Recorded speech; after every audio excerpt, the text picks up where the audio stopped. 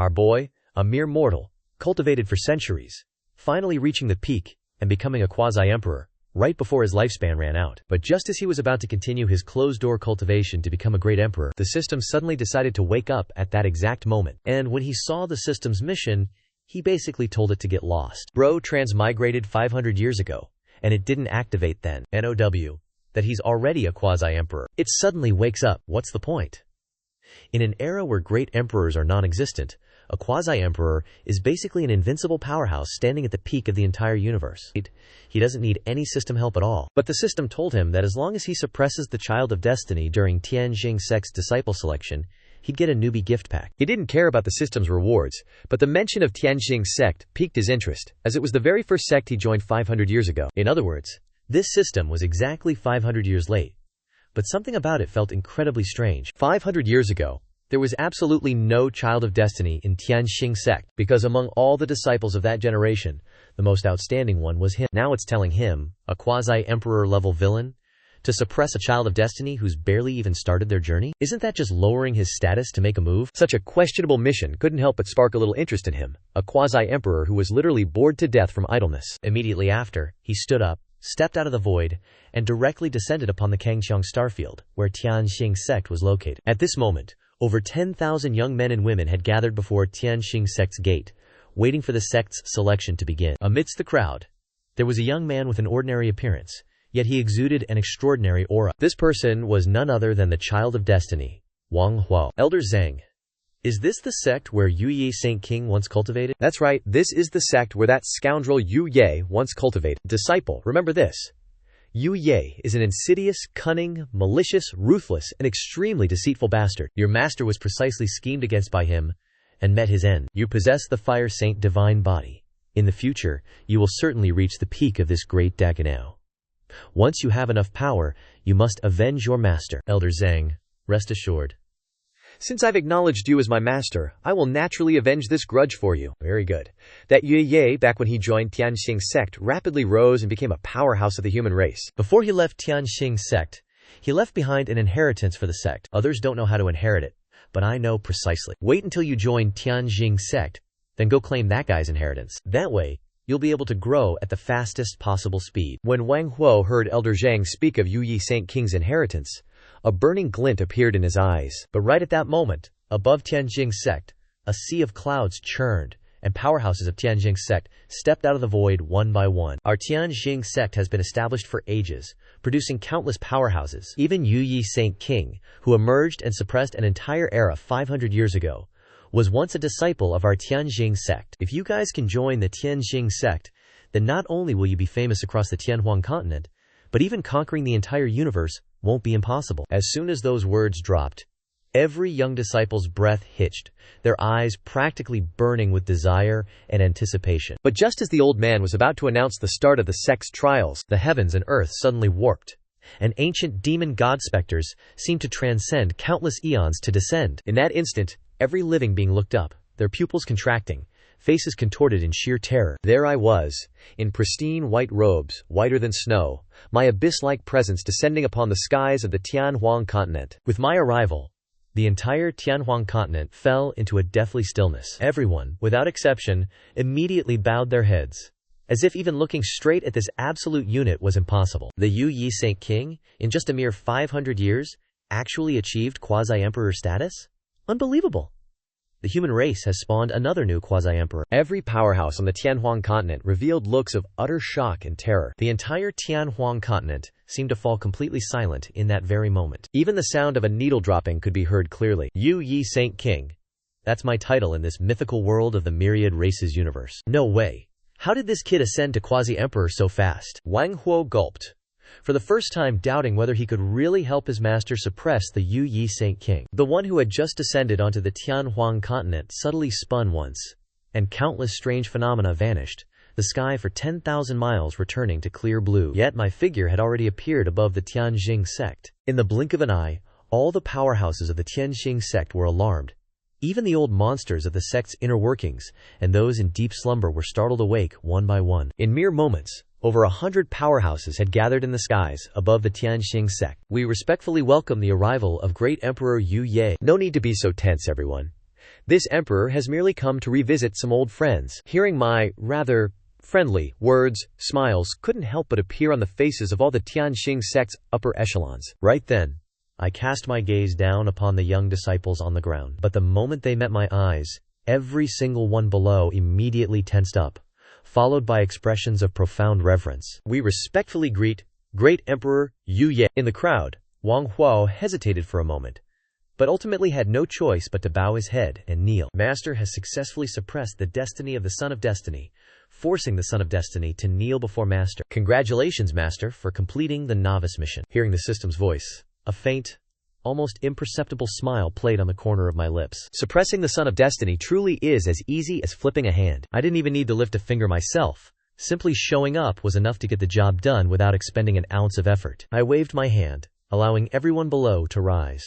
You are all the future of the human race. Youngsters, strive diligently in your cultivation. Hearing my words, the group of youngsters below became incredibly excited. As if greatly honored, they profusely thanked me. I paid no mind to the fervent, adoring gazes below. I was busy wondering who among them was truly the Son of Destiny. Activating my chi observation technique, I sweep my gaze across the crowd. In no time, my eyes lock right onto this kid named Wang Huo. Great Emperor, did you spot any recruit with insane, top-tier talent? Nah, it just feels like I ran into a certain old friend again. Hearing the words, old friend, the Tianxing sect higher-ups exchange panic-stricken glances, realized the terrifying truth, and instantly stare down at the recruits. Anyone Emperor Yu Ye calls an old friend has to be a centuries-old monster, yet these recruits are supposed to be literal kids. You don't need a PhD to figure out that something extremely shady is going down here. Oh crap, that bastard Yu Yi just clocked my presence. Hearing that voice inside his head, Wang Huo's face turns ghost white as his heart skips a beat. Brat, relax your mind and stop resisting. This old man is getting us out of here right now. Hearing his cheat speak up, Wang Huo finally relaxes and lets out a sigh of relief. Watching Wang Huo make his move, I scoff. Bro really thought he could pull a runner right in front of this emperor? Boom! An ominous gray aura suddenly explodes out from Wang Huo. But just as he tries tearing open a spatial rift to flee, I wave my hand and freeze space for tens of thousands of miles. In an instant, his spatial vortex vanishes into thin air, and divine chains blanket the sky, putting the whole realm on total lockdown. With just a single wave of my hand, Wang Huo gets suppressed right on the spot. As I retract my hand, Wang Huo is dragged into my grip, while my eyes flare with divine light that pierces through all existence. Wang Huo instantly feels like every secret in his soul is being completely stripped naked. Found you, I mutter, reaching out and snapping my fingers with a loud crack. The ring on Wang Huo's finger shatters to pieces, and my hand yanks out an ethereal soul body hiding inside. Wait, isn't that great Saint Wang Yu? The guy who fought Emperor Yu Yi 200 years ago? Wasn't he obliterated by Emperor Yu Yi back then? How is this old ghost still breathing? Ugh! Recognizing the soul in my hand, the Tianxing sect elders completely lose their minds. System notice. Host forcefully suppressed the Son of Destiny's gold finger. Upgrading starter pack rewards. Ignoring the system notification pinging in my ear, I look down at old man Wang Yu with a cold glint in my eyes. So it's you. How is this old fraud still alive? I just caught a familiar soul aura earlier. Never thought my old friend would be great Saint Wang Yu. What surprises me even more is how your soul survived after I completely ground it to dust 200 years ago. Realizing he's cooked, Wang Yu drops the act. He glares at me with pure venom and roars. But before I can speak, a Tianxing sect supreme elder steps forward and barks, Wang Yu, do you have no shame? Emperor Yu Ye treated you like a brother and showered you with resources. Instead of being grateful, you secretly colluded with foreign race. Yu Yi Great Emperor laid hands on you, and you're saying that's wrong? Bro, I treated him like a friend, so shouldn't he help me? This clown clearly entered some ancient forbidden land, snagged a peerless fortuitous encounter, but wouldn't reveal a single thing to me, let alone share it with this old man. Then he deserves to die. Bro, hearing this absolute unit of entitlement, Wang Yu Great Saint's ridiculous words, the higher-ups of Tianxing sect just exchanged glances, shook their heads, and decided silence was golden. Helping your master is just what you're supposed to do. It's your blessing. Yet you dared to strike at your own master? You're a disgrace to the title of human race's great emperor. Hearing that, I was genuinely speechless. Seriously, birds of a feather, right? This Wang Yu dude is a total idiot, and this, Son of Destiny, is clearly no good either. For a hot second, I even wondered if this dude was actually a Son of Destiny. I couldn't be bothered to talk to these two, didn't want to argue with them about any of that nonsense. But how Wang Yu actually revived? That I was very curious about. Alright, next up. Gotta channel my divine power. One finger pointed directly at Wang Yu Great Saint's forehead, initiating the soul search. My spiritual power plunged deep into Wang Yu Great Saint's true spirit. Seeing Wang Yu Great Saint still trying to resist, I just let out a cold snort.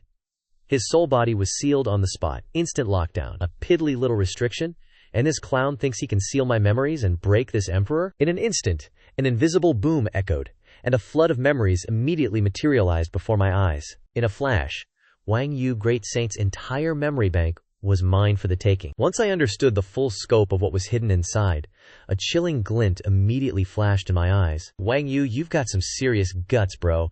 Not only did you pledge allegiance to a foreign race great emperor, but you dared to collude with that foreign race great emperor just to scheme against my human race? A sinister plot to bury tens of thousands of lives across the Xuanhuan continent, all to help that foreign race great emperor revive. You, Wang Yu, deserve death 10,000 times over. So that's it. The foreign race great emperor saw Wang Yu had potential, so he secretly saved his sorry hide. The foreign race great emperor's whole scheme was to use Wang Yu Great Saint to secretly destabilize the Tianhuan continent, helping those foreign race great emperors refine the origin essence of 10,000 living beings to restore their own life origin. If I hadn't stumbled onto this, with the immense destiny of a son of destiny, this plan would have probably succeeded already. Big yikes. No wonder this guy was so ridiculously selfish. Turns out, he's a son of destiny from the freaking demonic path. A chilling glint flashed in my eyes as everything clicked into place. When they heard what I said, the Tianxing sect's higher-ups' faces totally shifted. They had secretly been observing the whole situation, after all. The powerhouses of the Tianhuan continent couldn't stay calm anymore either. All throughout the void, their chi auras flared, clearly showing they were freaking out. If the human race doesn't even have a single great emperor left, what reason do we even have to exist anymore? Your Excellency, if you help this one break through, I'll be your most loyal servant. Yue? You dared to strike against this old man? That great lord definitely won't spare you. I didn't even wait for Wang Yu Great Saint to finish his sentence. I just directly crushed his soul body into absolute dust. System notification. Host has destroyed the Son of Destiny's golden finger. Reward. Beginner's gift package contents are now vastly increased. Hearing the system's notification buzz in my ear, my expression remained totally stone cold. My gaze shifted, landing on Wang Huo in my hand. The Gishu Forbidden Land dared to meddle with the human race? This debt, as a quasi-emperor of humanity, I'll naturally be the one to collect it. This?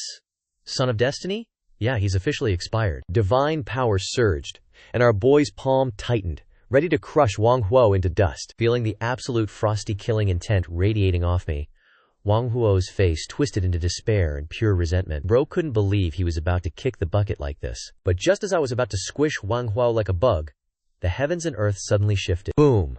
The heavens trembled, lightning roared, and a deafening blast echoed from above. From the depths of the nether realm, a wave of pure, unadulterated rage seemed to descend from the void itself. In an instant, above the Tianhuan continent, countless streaks of lightning exploded, looking like they could wipe out everything in existence. And this, folks, was the will of heaven and earth making its presence known. The heavenly tribulation hadn't descended yet, but our boy could already feel the terrifying chi from that nether realm lock onto him. It was like, if I so much as twitched, the heavenly tribulation would instantly drop down and crush me. Children of destiny are protected by heaven and earth, and harming one would trigger the wrath of the cosmos. Our boy looked up, eyes narrowing, and instantly recalled all those villain novels he binged in his past life. They all said you can't kill a child of destiny unless their plot armor, their destiny itself, completely shatters. I'm backed by immense destiny and shielded by heaven and earth. You punk, you dare try to kill me? You can't kill me!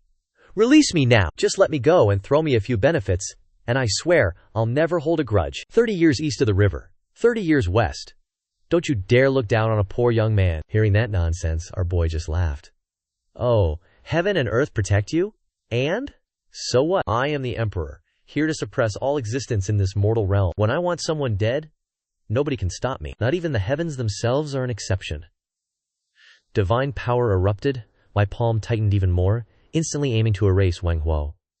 As for the will of heaven and earth, bro didn't give a single damn. You still dare kill me? As he felt my palm begin to crush down, terror completely warped Wang Huo's face. Boom! The heavens and earth roared, growing even more furious. It was like they couldn't believe the heavenly tribulation was already looming, yet our boy still dared to make a move. In a flash, countless bolts of lightning intertwined and converged, manifesting into a roaring lightning dragon, baring its fangs and claws as it lunged straight for me. My eyelids merely twitched. My terrifying, indestructible physique, forged through countless tribulations, exploded forth. I directly grabbed that heavenly tribulation lightning dragon with my bare hands. Barehanding a friggin' lightning dragon? This, my friends, is the true power of Emperor Yu Ye, the dude who's conquered countless realms, defied the tides of fate, and proved his Tao to the world. Witnessing our boy casually snagging a lightning dragon with one hand, powerhouses across the entire Xuanhuan continent were absolutely flabbergasted. Get lost before this emperor obliterates you. My voice boomed, and my palm subtly flexed again. In an instant, the lightning dragon recoiled, as if struck by an annihilating blow. It began to unravel, layer by agonizing layer, finally dissolving into mere lightning sparks that vanished directly into the void. The 3,000 great Tao rules descended, shining even more brilliantly, as if manifesting into 3,000 forbidden talismans, empowering the lightning clouds above. An even more ferocious and terrifying heavenly tribulation began to take shape, completely locking onto our boy from every single direction. This emperor wants someone dead, and no one can stop it. To think, the mere will of heaven and earth from some puny, insignificant planet dares to provoke an emperor? Our boy's face was colder than the void, his voice a chilling whisper as he looked up, the very fabric of reality twisting and stars unraveling in his eyes. Scram! Then, our boy unleashed a punch, godly might condensing into a colossal fist that rocketed straight into the thundercloud. With just one punch, all the colors of the cosmos seemed to dim, the raw, untamed power not only obliterating the thundercloud, but also tearing straight through the void itself. The endless void collapsed layer by layer, even revealing glimpses of the universe's cosmic canvas in the sky. The immortal battle armor exploded into existence around him, supreme divine sense locking down heaven and earth, his form standing tall, silently declaring, "If this ever happens again, I'll shatter the heavens themselves," he declared after a chilling silence. The sky returned to its pristine blue, clouds dispersed for 10,000 miles. The 3,000 grand Dapos that had manifested in the void?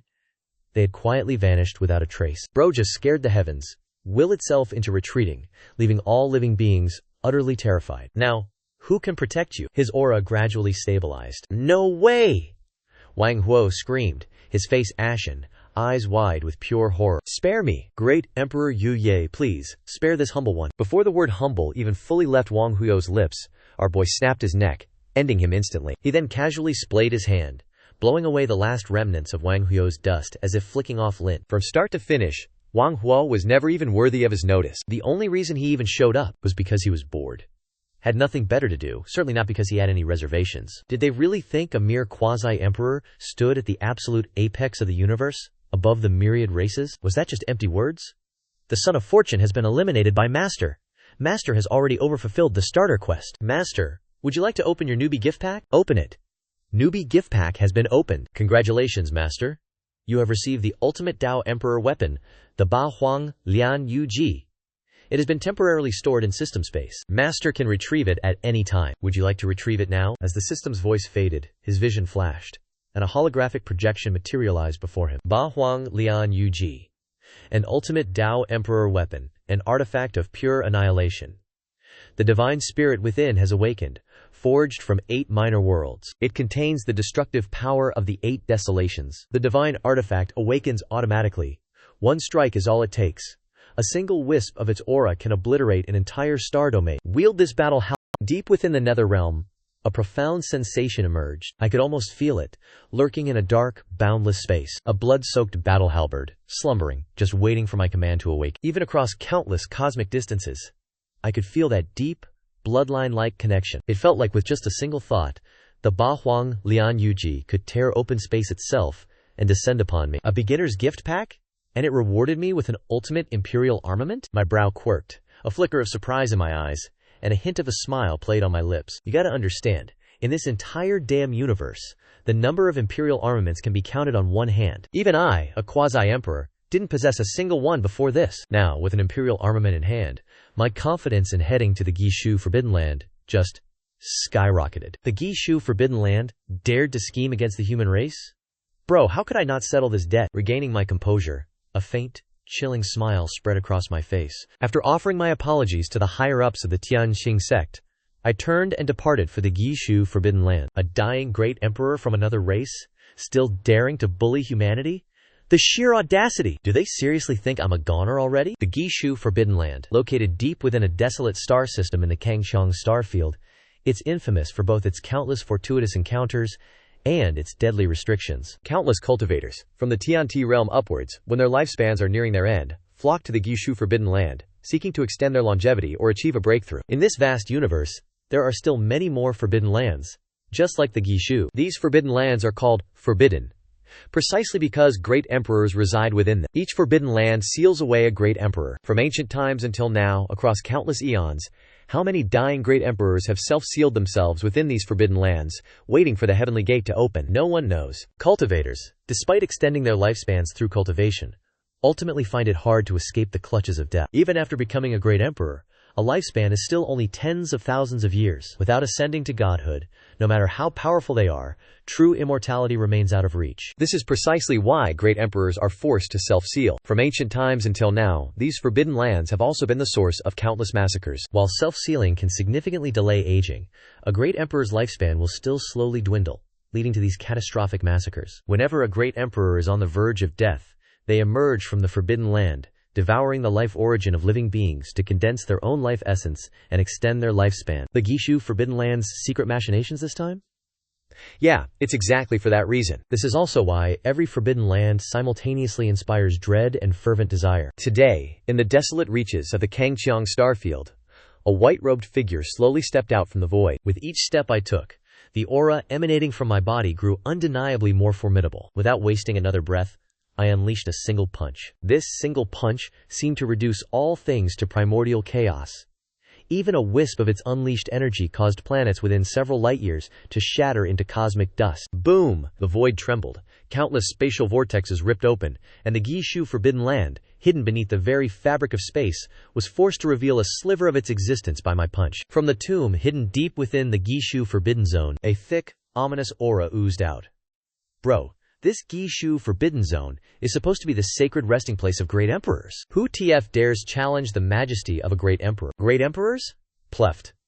A bunch of pathetic bugs who only survive by slaughtering mortals dare to call themselves great emperors? My voice, like thunder itself, reverberated across the entire celestial star domain. Hearing me absolutely roast their so-called great emperors, the guardians protecting those sleeping big shots in the Gishu Forbidden Zone were, understandably, beyond furious. Black mist boiled, and soon, figures radiating divine light, looking like ancient gods themselves, stormed out of the Gishu Forbidden Zone. These were the absolute units who had suppressed an entire era for centuries, walking a path against the heavens, step by step cultivating to the quasi-emperor realm. My legend echoed across the 9 heavens, so of course, even these old-timers recognized yours truly. Did they seriously think becoming a quasi-emperor made them untouchable, and then dared to insult a great emperor? Talk about courting death. A whole squad of these guardians, looking like divine beings descended from the heavens, eyes practically glowing with killing intent, instantly lunged at me. The terrifying pressure of the Saint King and quasi-emperor realms erupted, instantly blanketing the area. Countless powerhouses from surrounding star domains were absolutely shook, their eyes all snapping towards the Gishu Forbidden Zone. Wait, did Yue Jia Saint King just declare war on the Gishu Forbidden Zone? Anyone who provokes a Forbidden Zone is basically signing their own death warrant. Yu Ye is way too reckless. He actually thinks becoming a quasi-emperor means he can go toe-to-toe with a Forbidden Zone? As they got a clear view of the chaos unfolding before the Gishu Forbidden Zone, every powerhouse was stunned at first, but then secretly shook their heads, already writing my obituary. Above the heavens, below the earth, only I am supreme. Staring down the overwhelming offensive from the horde of guardians, my face remained perfectly calm. Bro, I didn't even bother pulling out my extreme W Imperial weapon yet. Then, with a slight shift, I instantly manifested several clones, all of them launching a simultaneous assault on those arrogant Forbidden Zone guardians. After 500 years grinding in this mystical world, I became a quasi-emperor, not by some stroke of luck, but through sheer, unadulterated, absolute strength. I literally climbed over mountains of bones from countless demonic prodigies, battling my way to this quasi-emperor Tao fruit. 8 desolations, imprisoning heaven finger. The universe itself seemed to churn, gathering the very Tao laws of the 8 desolations. A colossal finger, seemingly seizing heaven and earth, descended from beyond the cosmos, slamming straight towards one of those guardians. The sheer imperial might emanating from it caused countless surrounding stars to just, instantly shatter into cosmic dust. As I unleashed countless divine abilities and combat techniques simultaneously, the horde of guardians was sent reeling, continuously retreating. It was like they couldn't even block a single one of my casual blows. Hundreds of light years away from the Gishu Forbidden Zone, figures had mysteriously appeared, their faces dumbfounded, staring at me in utter disbelief. They clearly never imagined I could single-handedly take on an entire forbidden zone. These guardians? They hadn't fought a serious battle in eons. But our boy, Yu Ye Quasi-Emperor, he clawed his way to this realm through an endless sea of combat. Their battle experience? Worlds apart. Plus, Yu Ye's momentum was like a freaking rainbow, absolutely unstoppable. Naturally, these guardians were no match. But here's the kicker. All of this was still just futile effort. Very quickly, every powerhouse caught on. Even though they were shocked by my raw power, they still just shook their heads, completely dismissing me. So what if he's strong? Like, really strong? A quasi-emperor is still just a quasi-emperor at the end of the day. How could he ever compare to a true great emperor? If a great emperor in the Gishu Forbidden Zone were to awaken, they could suppress Yu Yi with just a flick of their thoughts. If you're relying on just that little bit of power, you're absolutely not surviving. As I fought non-stop, my grasp on the quasi-emperor realm's power got tighter and tighter. Once I completely mastered that quasi-emperor power, my eyes lit up, and I let out a roar. At that exact moment, my countless avatars popped off, radiating mystic vibes as terrifying power exploded from my body, conjuring layer upon layer of divine techniques and battle arts, directly stomping all those guardians. In an instant, a massive wave of guardians dropped like flies. Even the quasi-emperors were puking blood, their auras weaker than a dying candle. Luan Ji, Great Emperor, get your ass out here right now. Otherwise, this emperor will personally flatten your Gishu Forbidden Zone today. That mighty, imperious voice boomed across the vast universe, my sky-shattering will locking onto the Gishu Forbidden Zone, as if I was about to wipe it off the map any second now. Luan Ji, Great Emperor was the shady dude who secretly rescued Wang Yu, Great Saint, plotting to massacre the entire Xuanhuan continent for that ancient emperor. One quasi-emperor guardian, clutching his chest, eyes wide like saucers, couldn't even finish his sentence before I one-punched him into cosmic dust. The next second, the Gishu Forbidden Zone shook violently, like some ancient mythical god had just woken up from a millennium-long nap. Yu Ye, you're seriously courting death right now. A hazy figure, looking like he just stepped out of the river of time itself, appeared. Every inch of him radiated Emperor's might, making countless souls present gasp for air. Yu Ye, you little brat, who the hell do you think you are? Just a mere quasi-emperor, and you dare challenge a great emperor? This emperor's aura alone is enough to clap you 10,000 times over. Luan Ji, Great Emperor, seemingly chilling on the river of time itself, gazed down at me with an icy stare. The moment he finished, a massive wave of Luan Ji, Great Emperor's might directly washed over me. In that instant, the universe itself trembled, the cosmos cracked.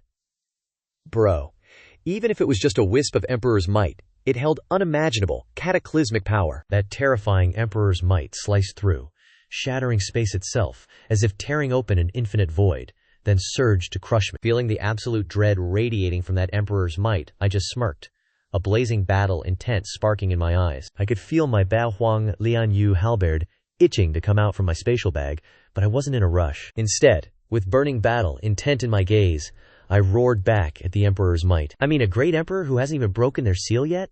Not even worth busting out my extreme Dao Emperor artifact for. The next second, my lips parted slightly, slowly uttering 9 words, as I began to unleash the peerless secret technique I'd cultivated my entire life. With the blessing of that supreme secret technique, my aura skyrocketed, and my battle power? Easily 10x stronger. Immediately after, I reached out a hand, and in my palm, a silver dragon roared to life. That emperor's might? Instantly annihilated. I didn't stop there. My figure blurred, reappearing right in front of Luan Ji, Great Emperor. My battle halberd, like a world-splitting axe, swung out once more, directly cleaving towards Luan Ji, Great Emperor. In that instant, an earth-shattering explosion, one that warped reality itself, roared out. The very space where Luan Ji, Great Emperor and I stood instantly imploded.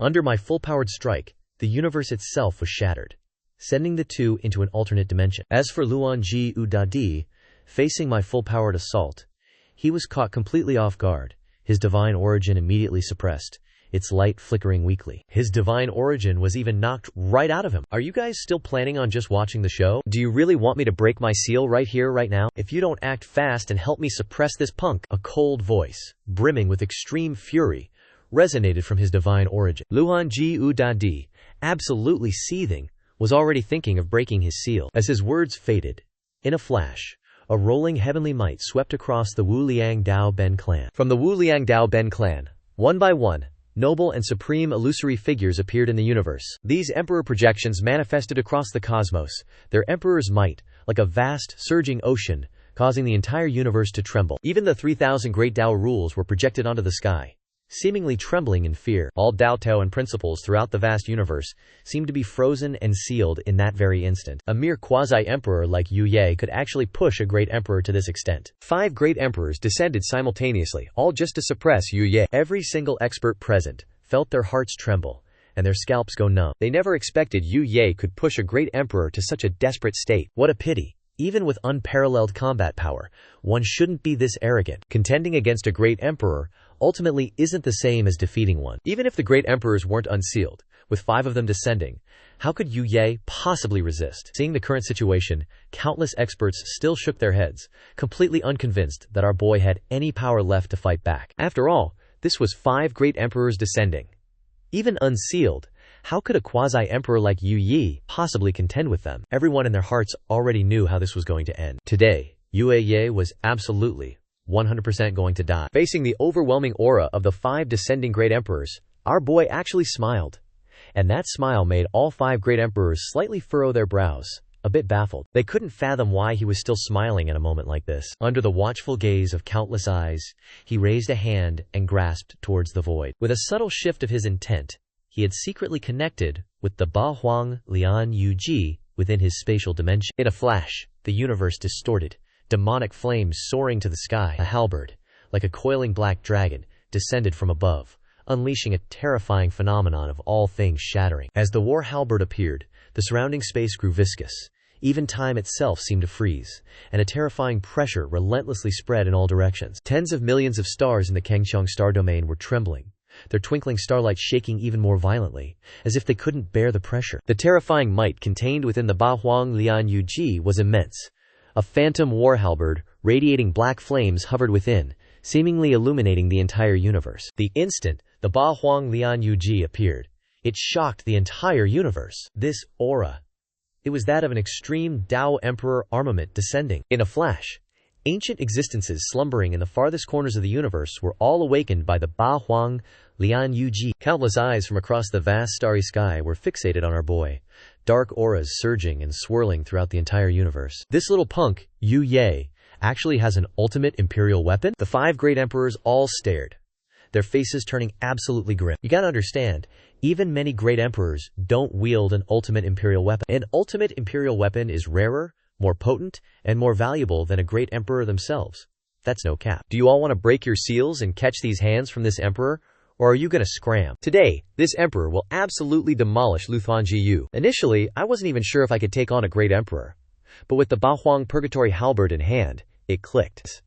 As long as they don't have an ultimate imperial weapon themselves, even if it's a great emperor, I can absolutely smack them down. Fellow Taoists, perhaps there's been some misunderstanding with all this? The moment those words left his mouth, every single powerhouse across the entire universe collectively sucked in a cold breath. You gotta realize, a great emperor conceding defeat? In countless eons, this was literally the first time. And to a quasi-emperor no less. Their eyes widened in pure, disbelieving horror as they stared at our boy. Great Emperor Luan Jiyu colluded with traitors of the human race, scheming to obliterate my Tianhuan continent, using the life essence of every single living being there to power himself up. As a quasi-emperor of the human race, it's my damn duty to protect our people. You still dare to call that a misunderstanding? The 5 great emperors all fell silent, secretly cussing up a storm in their minds. Why do these human race fools always pop out absolute madmen who throw everything away for their race like this? The moment those words dropped, our boy's battle intent erupted like an inferno, practically chomping at the bit for a fight. Great Emperor Ping Tian and the other 4 emperors' gazes sharpened. A mere quasi-emperor isn't terrifying, but a quasi-emperor wielding an ultimate imperial weapon? That's a whole different beast. Haven't these old farts lived this long precisely for immortality? Tell them to throw their lives away against our boy? Nah, they ain't built like that. Otherwise, Great Emperor Ping Tian wouldn't have caved and admitted defeat earlier. After a brief moment of contemplation, the 4 emperors had clearly made up their minds. Ridiculous. Yu Ye, so what if you've got an ultimate imperial weapon? I'm not like... He was about to spout some more mockery and tell the others to fight alongside him, but before he could even finish, Great Emperor Luthian's face turned absolutely green. Why? Because the other 4 great emperors had already booked it. The moment they heard our boy wasn't looking to fight them to the death, but only the old dog Luan Jiyu, they didn't hesitate for a second, turned tail, and bounced. As for face? Bro, how could they even care about that? If they actually gave a damn about face, they wouldn't have abandoned everything, hid in forbidden sanctuaries, and sealed themselves away just to survive for eons. After a long enough time, who's gonna remember them losing face? Right now, their precious lives are all that matters. Great Emperor Lu Huangjiyu was so livid his eyes were bulging, and he was utterly speechless. All the inconvenient roadblocks have already scrammed. Lu Jiyu, are you gonna break your own seal, or should this emperor just beat the crap out of you until it shatters? Bro's a great emperor, he can't be letting the whole damn universe clown him like this. Show some of that emperor-level prestige. Come fight this emperor. Unlike those basic cultivation worlds, these mystic realms are built for war, for endless battles to forge the strongest. The only way to power up and level your cultivation is to keep on fighting. I became a quasi-emperor in just 500 years, you know how? By non-stop fighting, stepping over the corpses of countless heavenly talents and demonic geniuses from a myriad of races, climbing my way to the top. If I can throw down with a great emperor, best believe that's gonna boost my strength like crazy. Thinking of that, our boy licked his slightly dry lips. Bro was practically vibrating with anticipation. Feeling my absolute raw battle intent, that ancient great emperor went completely silent. Bet he felt that. The very next second, cracks started to spiderweb across the divine source that was sealing that ancient great emperor. In the blink of an eye, that thick, oppressive emperor's aura blasted out, rocking the universe as the divine source shattered into oblivion. The emperor's might kept surging, growing more and more immense. Then, from the very void itself, a white-haired youth with a single wicked horn on his head and shimmering scales on his face slowly, menacingly stepped out. You're gonna compensate my resurrection this time with your life essence and an ultimate emperor weapon. Only then will you understand the true price of challenging a great emperor. The moment those words left his lips, Lonkon Daide let out a roar that shook the heavens. His terrifying, murderous power began to fully revive and manifest. The very next second, the chaotic ancient emperor, radiating boundless, terrifying pressure, launched a direct, full-force assault straight at me. Liet tu mat. Bro, facing a fully revived great emperor? There was no way I was going to show even an ounce of carelessness or arrogance. This ain't no game. The chaotic ancient emperor made his move, and let me tell you, I wasn't holding back even a single shred of power. I unleashed my Tao-proving secret technique directly, going all out. The Liet tu Quiet allows me to conjure countless clones, but here's the catch. The more clones I manifest, the weaker each individual clone's combat power becomes. But if I keep it to under 10 clones, each one can still pack a punch with a solid 90% of my main body's fighting strength. With a flash I moved, and boom! 9 clones popped into existence right beside me. Every single one of them exuded a quasi-emperor aura, hinting at some profound, ancient power. Next up, Tran Tu Mat. My Tran Tu Quiet can literally take the myriad laws of the universe and condense them into a supreme battle array. What's more, I can stack these arrays, layering them one after another. The very patterns of the array Dabio constantly morph, evolving into intricate threads of divine will imprints. These imprints connect me and every single clone, and if you look closely, you can vaguely see manifestations of gold, wood, water, fire, earth, Chen Yang, and a whole bunch of other profound intents, all taking shape. In the blink of an eye, all 10 of us formed an array, instantly encircling and completely locking down that great emperor. Next up, I went full throttle, unleashing the last 3 of my ultimate secret techniques. First, the Han Tu Quiet. Unparalleled speed, pushed to the absolute extreme. We're talking so fast, it can even move against the flow of time itself. Then there's the Tien Tu Quiet, which lets me deduce past and future. In a fight, this means I can predict my opponent's every move, foresee their attacks, and lock onto every single weakness. And finally, the Gi Tu Quiet. It turns the myriad laws of existence into my personal furnace. Any energy, can be instantly converted into my own, constantly replenishing my spent power. The Kutu Mat? Yeah, it's busted strong, but let me tell you, the energy drain is insane. But the Gi Tumat? That's the absolute core ability needed to even use the Kuma Tumat effectively. My battle halberd swung up, and I could instantly feel the Tran Tumat empowering it with limitless divine power. It felt like with this single strike, even time itself was freezing up. My body flickered. Powered by the Han Tumat, I became utterly traceless, yet somehow simultaneously everywhere. The Bin Tumat juiced up my combat power, sending my essence, ki, and spirit through the roof. Meanwhile, the Dao Tumat was constantly evolving, manifesting countless worldly laws, grand punishment arts, and divine secret techniques. Each one was powerful, but the energy drain was real. But thanks to the Gi Tumat running wild, black holes seemed to manifest all over my body, one after another. Huge amounts of chaotic Hui were getting sucked in, instantly facing my relentless, layered attacks. Luan Ji Dadi was instantly caught off guard. Even as his sealed battle experience slowly recovered, he still couldn't hold on, not even for a moment. In just a few short seconds, I'd clashed with Luan Ji Dadi over 10,000 times. The entire Sea of Chaos seemed to flip upside down because of us two. And Luan Ji Dadi? He was completely suppressed by me to his absolute limits. The shockwaves from this terrifying battle, each one exploded with massive amounts of destructive energy. Countless worlds, born just to be shattered by our epic clash. As the battle raged on, Luan Ji Dadi's battle experience fully recovered, but he still struggled to resist my overwhelming offensive. Luan Ji Dadi let out a furious roar, completely disregarding his dwindling lifespan, pushing his great emperor Dao fruit to its absolute peak. I am the great emperor, master of the heavenly heart. I've ascended to the great emperor Dao fruit. How could a mere quasi-emperor like you possibly stand against this emperor? This emperor suppresses fellow great emperors.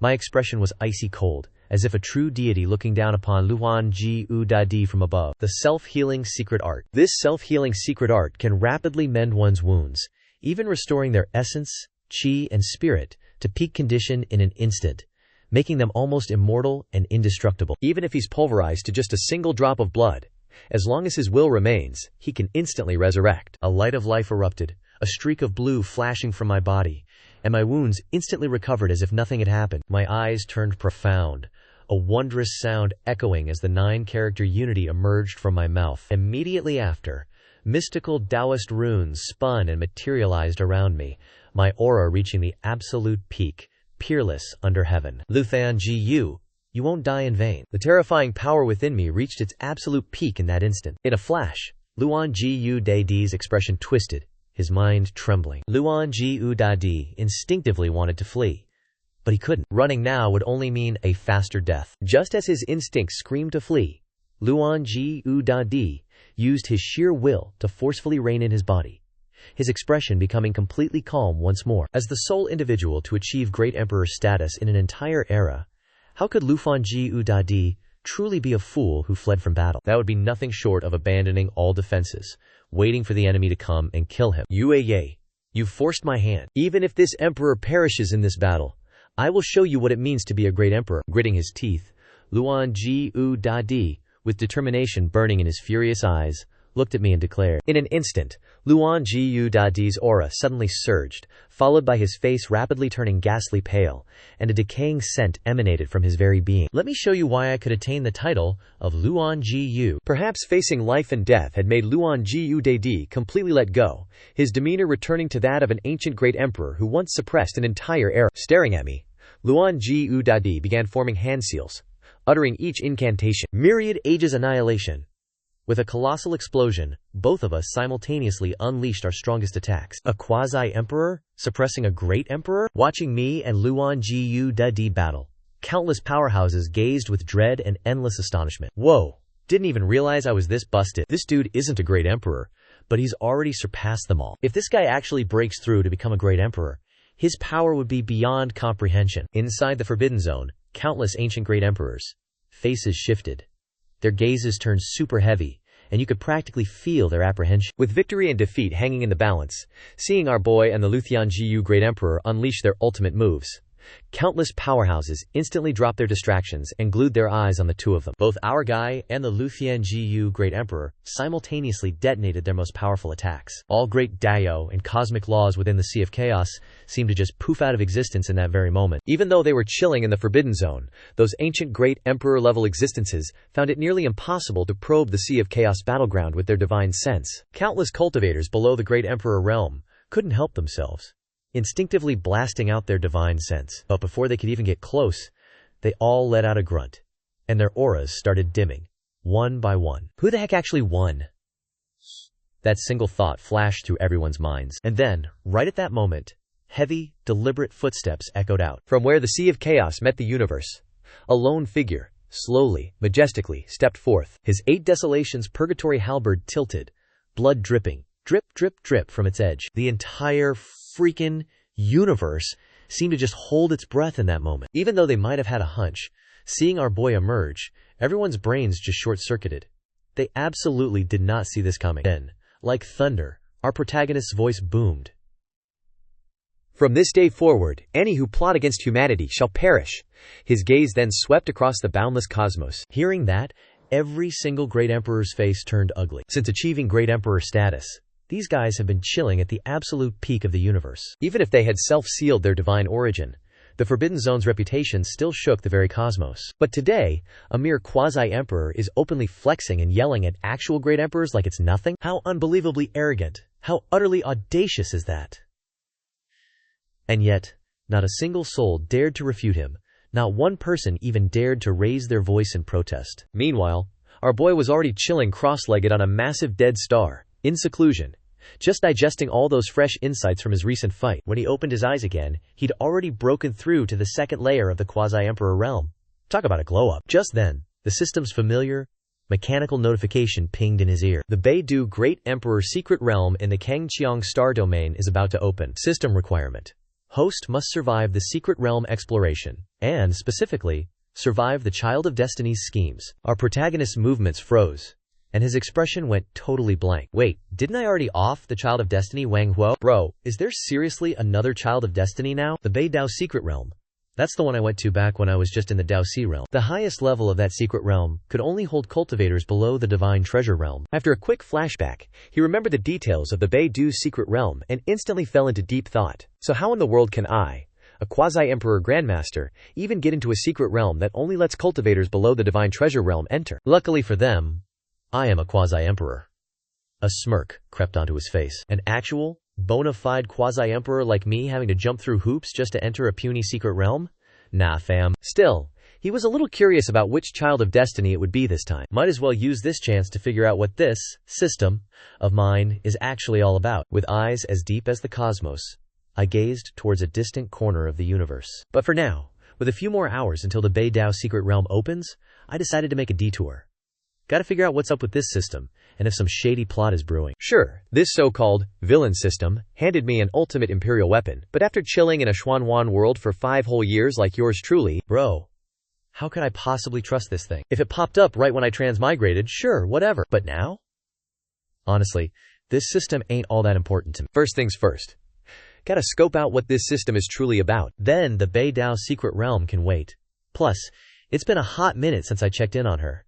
A beautiful image flashed in my mind. With a single stride, I tore through the void and vanished. In the blink of an eye, I stood before the God-Devil Forbidden Land. Staring at the God-Devil Forbidden Land, flashbacks hit me from my last visit.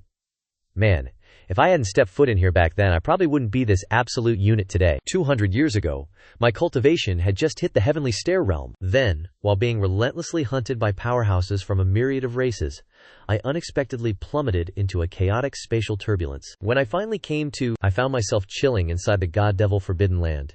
That single experience? It laid my unshakable foundation, truly letting me skyrocket to peak existence. In a mere 2 centuries, I'd suppressed the myriad races with sheer power, stomped on countless bones, and proven myself worthy of the quasi-emperor realm. Shaking off the stray thoughts, I stepped through the thin membrane and into the God-Devil Forbidden Land. The scene before me warped in an instant. The very next second I was standing in a world of oppressive darkness, saturated with malevolent chi. One glance revealed a sky ashen and grim, with the very ground beneath my feet turned pitch black. This whole world reeked of decay. Even the trees were black, faintly veined with blood-red patterns coiling around them. The air itself was thick with ill omens and potent killing intent.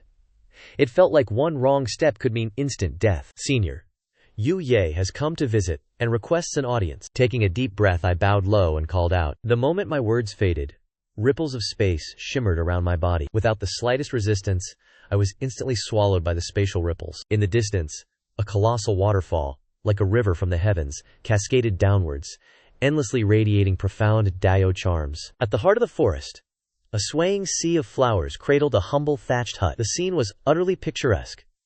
A true immortal paradise, like some legendary peach blossom spring. Yet just beyond this serene haven, a torrent of chaotic and violent chi raged. Even though I'd been here once before, witnessing this breathtaking sight again left me utterly stunned and awestruck. Especially now that I've broken through to Quasi-Emperor, I could clearly sense that every single flower here contained an entire world within it, truly embodying that ancient Buddhist teaching. One flower, one world, one leaf, one Bodhi.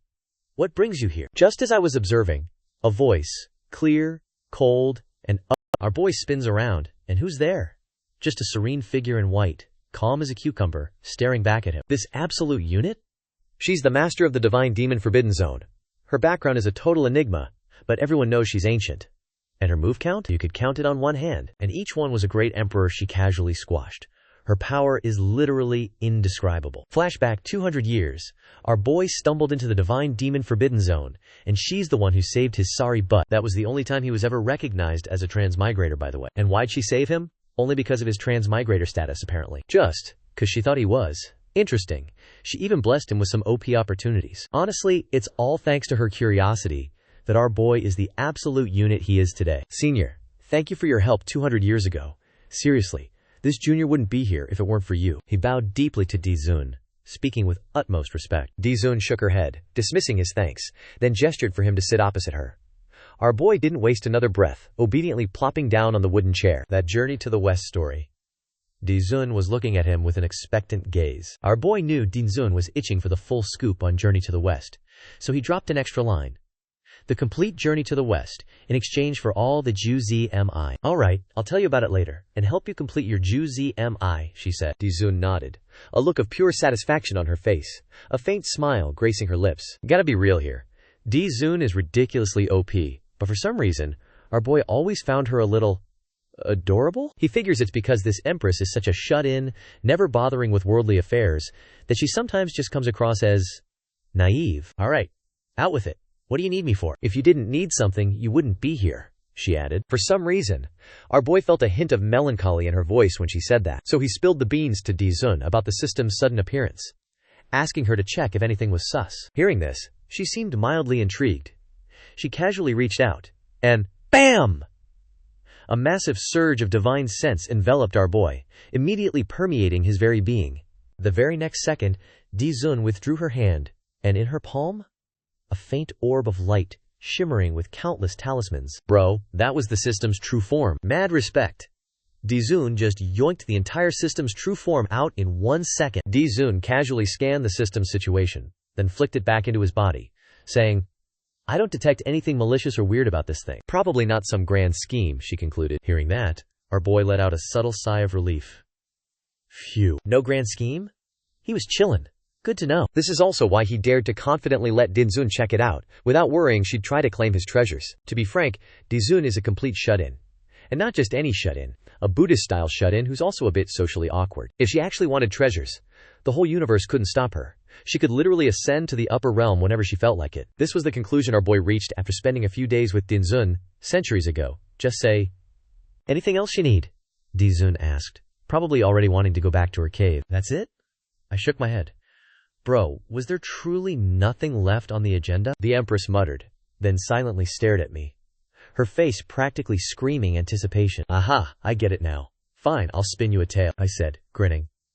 The Empress gave a joyful nod. She waved a hand, and massive Dao constructs materialized, utterly locking down the flow of time across this entire realm. She knew our boy had business to attend to, so she literally stopped time, just so he could finish his story. After a quick mental review of Journey to the West, I slowly began to narrate. Once the epic tale of Journey to the West was complete, and with the Empress's subtle pointers, I unlocked fresh insights into the 9-character secret. So what did our MC do? He immediately entered secluded cultivation right there at the Empress's pad, getting straight to organizing and deducing. In the blink of an eye, half a year vanished. Our protagonist's eyes snapped open, a sharp spiritual gleam flashing within them. His aura? Now, even more profound, even more mystical. The now complete 9-character secret? It could officially be crowned an Emperor-level technique, no cap. Even though he's only a 2nd-level quasi-Emperor, he could now, without even needing his ultimate Emperor weapon, use the 9-character secret to go toe-to-toe with a great Emperor, I thought, buzzing with excitement. After calming myself, I glanced at the Empress, only to find her quietly sipping tea on a wooden chair, totally spaced out. Many thanks for your guidance, Senior, I said, standing and bowing respectfully to the Empress. The Empress merely shook her head, as if to say, don't even mention it. After a slight pause, she spoke in a small voice. Any other interesting stories, perchance? I've already binged every single tale in this entire universe, you know? By that last sentence, the Empress's voice had dwindled to a mere whisper. See? The Empress was truly a supreme shut-in, utterly bored out of her mind, to have consumed every single story, play, and legend from every civilization and world across the entire cosmos. I grinned at her. Of course there are more. In my past life, I was a certified bookworm. The stories I've devoured are literally beyond counting. At this, the Empress's eyes practically blazed.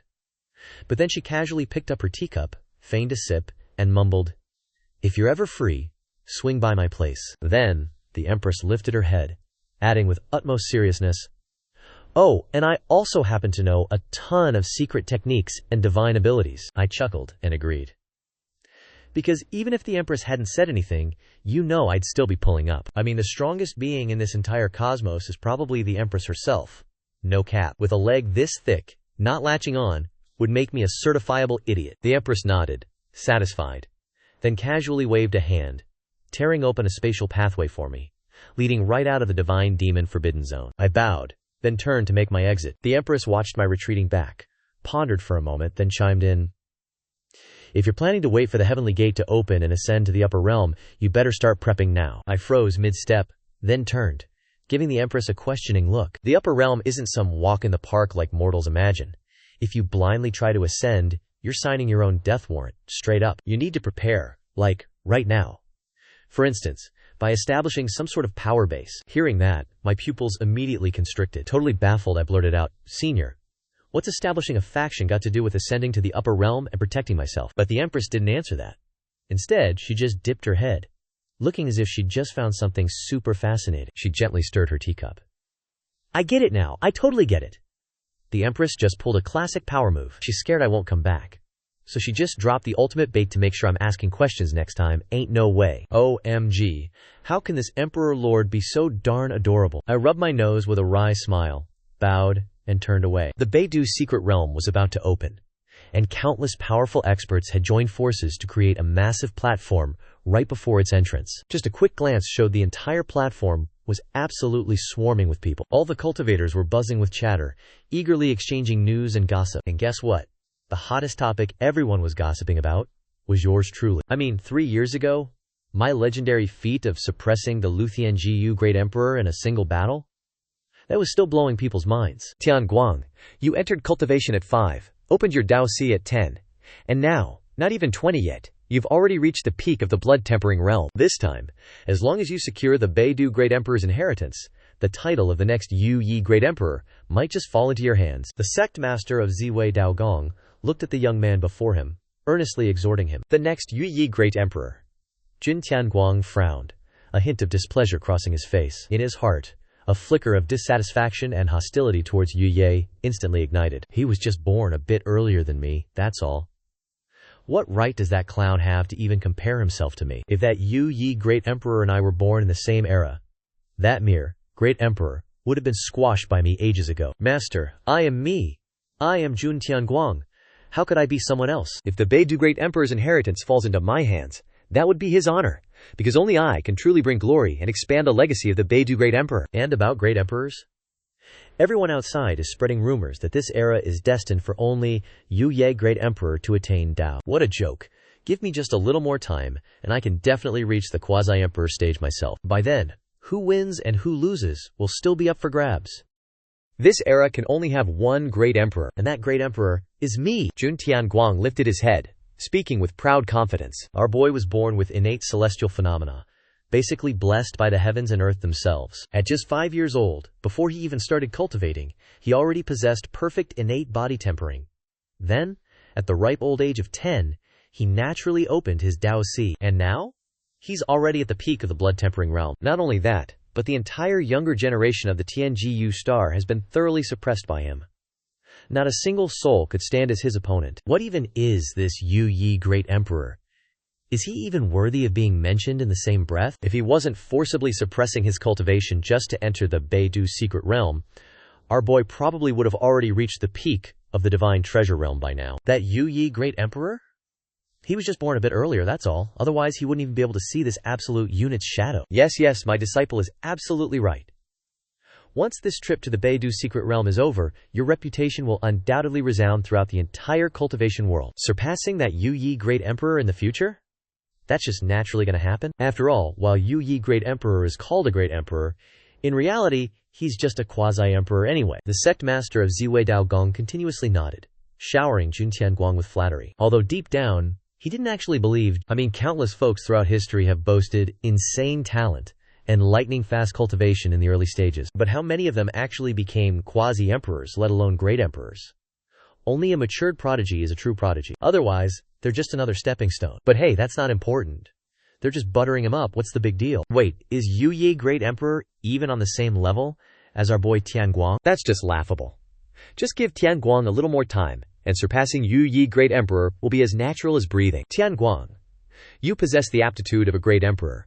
You're fundamentally no different from that Yu Yi. If Yu Yi could do it, then in the future, you definitely can too. A whole squad of Ziwei Dao elders also sported beaming smiles, each chiming in to heap praise upon Jun Tianguang. Their thoughts, naturally, mirrored their sect masters. It's just humoring a kid, and a little extra hype never hurt anyone. After all, Jun Tianguang's talent truly was terrifying. They genuinely placed all their hopes on Jun Tianguang. His future growth would lift them all to soaring heights. So of course they had to hype up Jun Tianguang. There will come a day when this sky cannot obscure my vision, this earth cannot bury my will, and all Zhu Tian Shen Mo will fight for me. Once I step out of the Bei Dao secret realm, my name will undoubtedly echo throughout the Zhu Tian. My path to invincibility will also begin.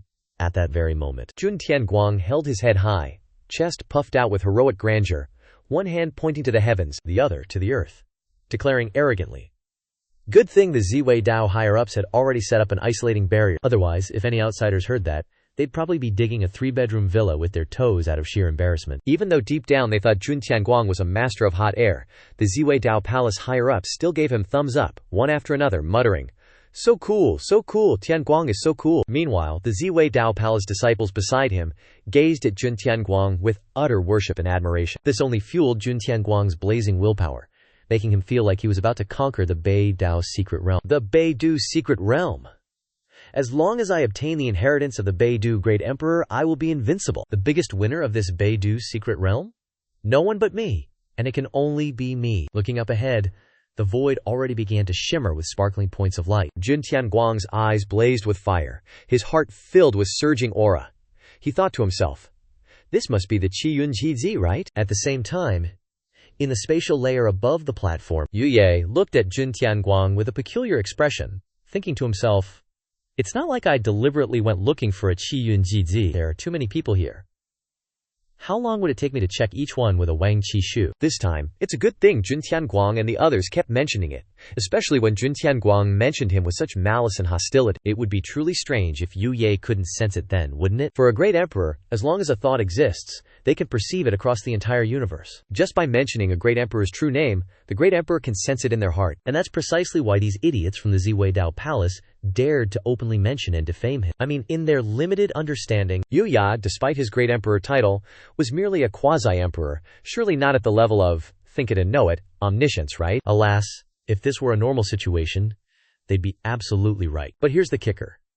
Yue Ya held the secrets of the Qian Zibi, past, present, future. He could deduce it all. Mentioning his name and getting instantly detected? Bro, that's just basic level stuff for him. A heavenly chosen child of destiny, huh? Yeah, looking at this situation, that's probably it. The Bei Du secret realm. It can open up a path to invincibility. A subtle curve appeared at the corner of Yue Ya's lips. Big dreams, buddy. But looks like you won't even be getting into the Bei Dao secret realm. As if sensing something, Yue Ya's gaze drifted towards the entrance of the Bei Dao secret realm. At the same time, everyone buzzing on the observation platform also noticed something, their eyes turning towards the Bei Du secret realm, only to see the void, which had previously been shimmering with countless points of light, now giving way to a colossal amount of dazzling, ethereal mist, followed by illusions of countless stars, one after another. Immortal melodies, divine laws, Dao rhyme, auspicious light. Countless anomalies rapidly manifested and transformed, while a massive torrent of pure spiritual energy gushed forth from the void, spreading in all directions. Anyone who inhaled this pure spiritual energy immediately felt invigorated, their very aura transforming as if they'd received immense benefits. In an instant, the illusion of an ancient yet glorious, majestic yet magnificent world was gradually sketched out from the void. The Bei Du secret realm. The Bei Du secret realm is about to open. It's finally opening. The Bei Du secret realm is finally about to open. Haha! Bei Dao secret realm. I'm coming for you. In that moment, everyone on the observation platform shot to their feet. A horde of young cultivators were even more hyped, their eyes burning with fervor, breath coming in ragged gasps, as they stared at the unfolding Bei Du secret realm. HMPH, what's with all this excitement? You're all just preparing a wedding dress. For me, this Beidou secret realm was literally born for me. How could any of you possibly contend with me? Seeing the others' excitement, Jun Tianguang sneered. He thought to himself that while he too was somewhat excited, his excitement stemmed from his imminent path to invincibility. He was already picturing himself inheriting the legacy of the Beidou Great Emperor. Under everyone's eager gaze, the illusion of the Beidou secret realm began to solidify, and a surge of spatial power rapidly converged. Very quickly, a vast and boundless spatial pathway instantly materialized in the void. The Beidou secret realm had opened. Just as all the powerhouses prepared to send their disciples in, a figure suddenly flickered into existence before the Beidou secret realm's spatial pathway. The one who appeared was none other than Yu Ya. Great Emperor Yu Ya? Great Emperor Yu Ya again. Great Emperor Yu Ya has arrived. As they clearly saw Yu Ya standing before the spatial pathway, everyone on the observation platform felt their minds tremble. Expressions of utter disbelief plastered their faces, their brains momentarily buffering, as if they couldn't even process what was happening. We respectfully welcome Great Emperor Yu Ya's arrival. The next second, they snapped back to reality, every single person shuddering, before immediately bowing deeply to Yue Ya. He exclaimed loudly. Even though Yue Ya's aura was restrained, and no strange phenomena or oppressive pressure emanated from him, for some reason, everyone felt a deep, existential suppression. Even the Grand Saint Kings were struggling to breathe. Is this the true majesty of Emperor Yu Ye? Bro's just standing there. Their eyes flashed with awe and fear, mixed with confusion and curiosity. But why did Emperor Yu Ye suddenly manifest demonic qi? What's going on? Meanwhile, Yu Ye paid no mind to those bowing before him. His eyes were fixed on the entrance to the Beidou secret realm, and his expression grew solemn. Inside the Beidou secret realm, demonic qi was fluctuating, negative ripples filled with evil, chaos, and destructive violence. Other than demonic qi, Yue Yi couldn't think of any other explanation. What in the world happened inside the Beidou secret realm? Taking a deep breath, Yu Ye's gaze hardened even further. If that's the case, our boy's plans just had to change. With a fleeting thought, Yue Ye turned to face the cultivators and calmly declared, "The Beidou secret realm is permanently sealed. You may all leave." What? The Beidou secret realm is permanently sealed? Bro, it was perfectly fine. Why permanently seal it? The moment those words left his lips, every single cultivator looked utterly flabbergasted. Their eyes were clouded with confusion. Then, as if a thought struck them, their hearts trembled, and their expressions turned peculiar. Could it be that Emperor Yu Yi wants to monopolize the Beidou secret realm for himself? Of course, they didn't dare say it aloud.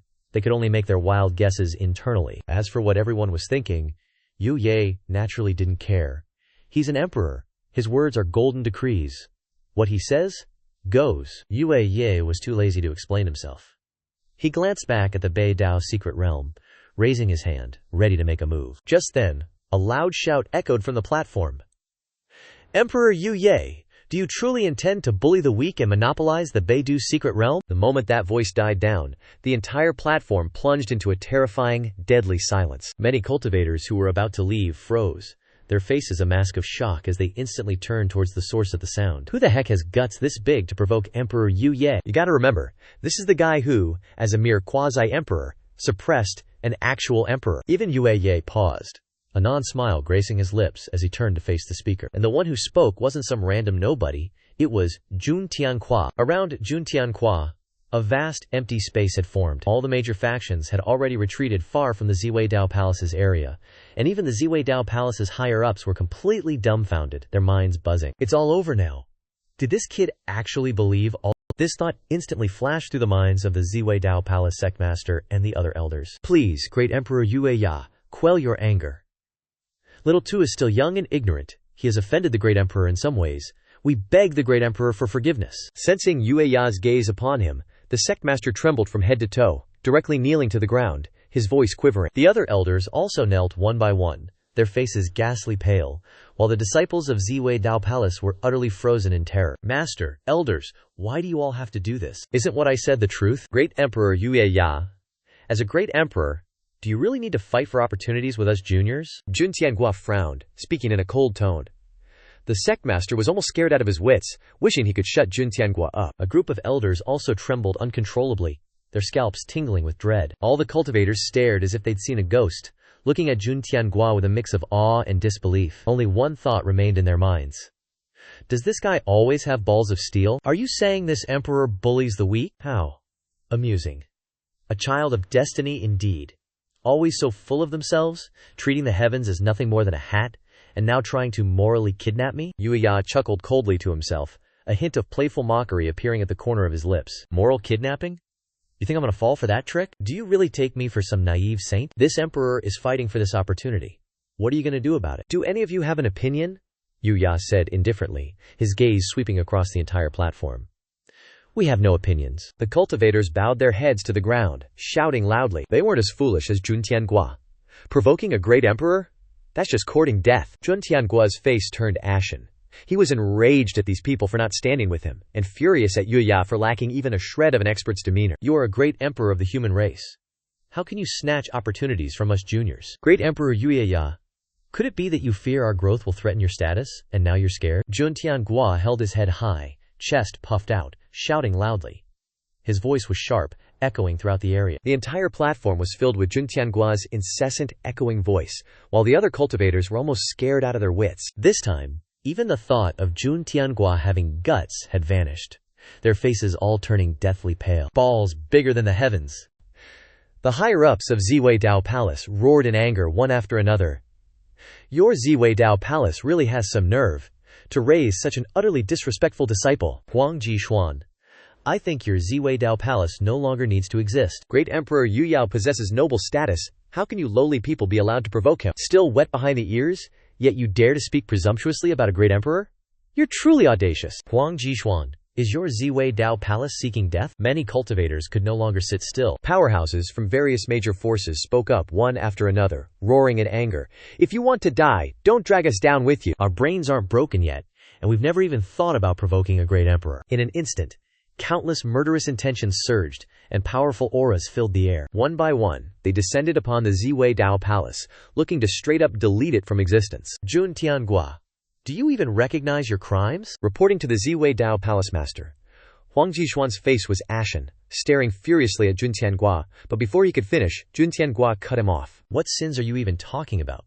So what if I'm an emperor? Is an emperor's title enough to make you all lose your backbone? Enough to make you bend the knee? Jun Tiangua's voice soared with arrogant bravado. This lunatic, truly a madman, and an utterly foolish one at that. Everyone was left dumbfounded by Jun Tiangua, their jaws practically on the floor. They couldn't believe such a character actually existed in this world. Are you saying this emperor is worried you'd snatch my position? You say this emperor bullies the weak, but when I forced the 10,000 races to kneel and glorify our human race, where exactly were you? This emperor also once fought against beast tides, ensuring our human race wasn't slaughtered. Where were you then? This emperor also gathered the strongest of our race to protect our human prodigies, ensuring their smooth growth. Where were you then? I suppressed the 10,000 races, reigned as the sole emperor, bestowed grace upon humanity, and enlightened all living beings. When this emperor was doing all these things, where the hell were you? Yu Ye stared down Jun Tiangua, uttering a sentence with each step. Her voice like thunder, like war drums, growing even more majestic as she appeared directly above Jun Tiangua's head. That final sentence was like a thunderclap in his ear, making Jun Tiangua instinctively recoil a step. Or perhaps you'll claim you're still too young to have accomplished any of that? Yue Ye's indifferent gaze bore into Jun Tiangua, as she calmly stated. Jun Tiangua seemed to have been struck where it hurt by Yue Ye's words, his face instantly flushing crimson. So what if this emperor monopolized the Beidou secret realm? Is it a junior like you who gets to lecture me? What status do you possess? What capability do you have to question this emperor? Are you even worthy? In the path of cultivation, strength reigns supreme. If this emperor is powerful, then my words are absolute truth. If you're not convinced, are you even worthy to object? Huang Jishuan, with a cold expression, addressed Yu Yi Emperor. My Ziwei Dao Palace has no such rebellious and unfilial disciple. This junior, on behalf of the Ziwei Dao Palace, officially expels Jun Tiangua from our sect. We implore Yu Yi Emperor to bear witness, Huang Jishuan declared loudly. Jun Tiangua stared in utter disbelief at Huang Jishuan, his face twisting into a ferocious snarl. By what right do you expel me from the sect, you bunch of lapdogs? All of you are just the Emperor's hounds. Ding! The Son of Destiny has been expelled from the sect by the host, suppressed by the host. Congratulations, host, on completing the mission. The higher the mission completion, the greater the rewards received. The system's voice echoed in Ye Yu's ears. We, the various powers of the Kangqiang Star Domain, representing the Kangqiang Star Domain, hereby expel Jun Tiangua. If Jun Tianjie dares to step into the Kangqiang Star Domain, he's dead meat. Right then, the powerhouses from various factions, after a quick mind meld, started speaking up. In an instant, The voices of countless experts echo throughout the entire arena. The entire xuanhuan universe, all 99 star domains, spoke in unison. Expel Jun Tiange. Before Yu Ye Great Emperor could even utter a word, they wouldn't dare just off Jun Tiange. But declaring their stance and calling for his expulsion? Yeah, they could totally do that. They definitely didn't want Yu Ye Great Emperor to misunderstand and think they were allied with Jun Tiange. Nowhere to run, nowhere to hide.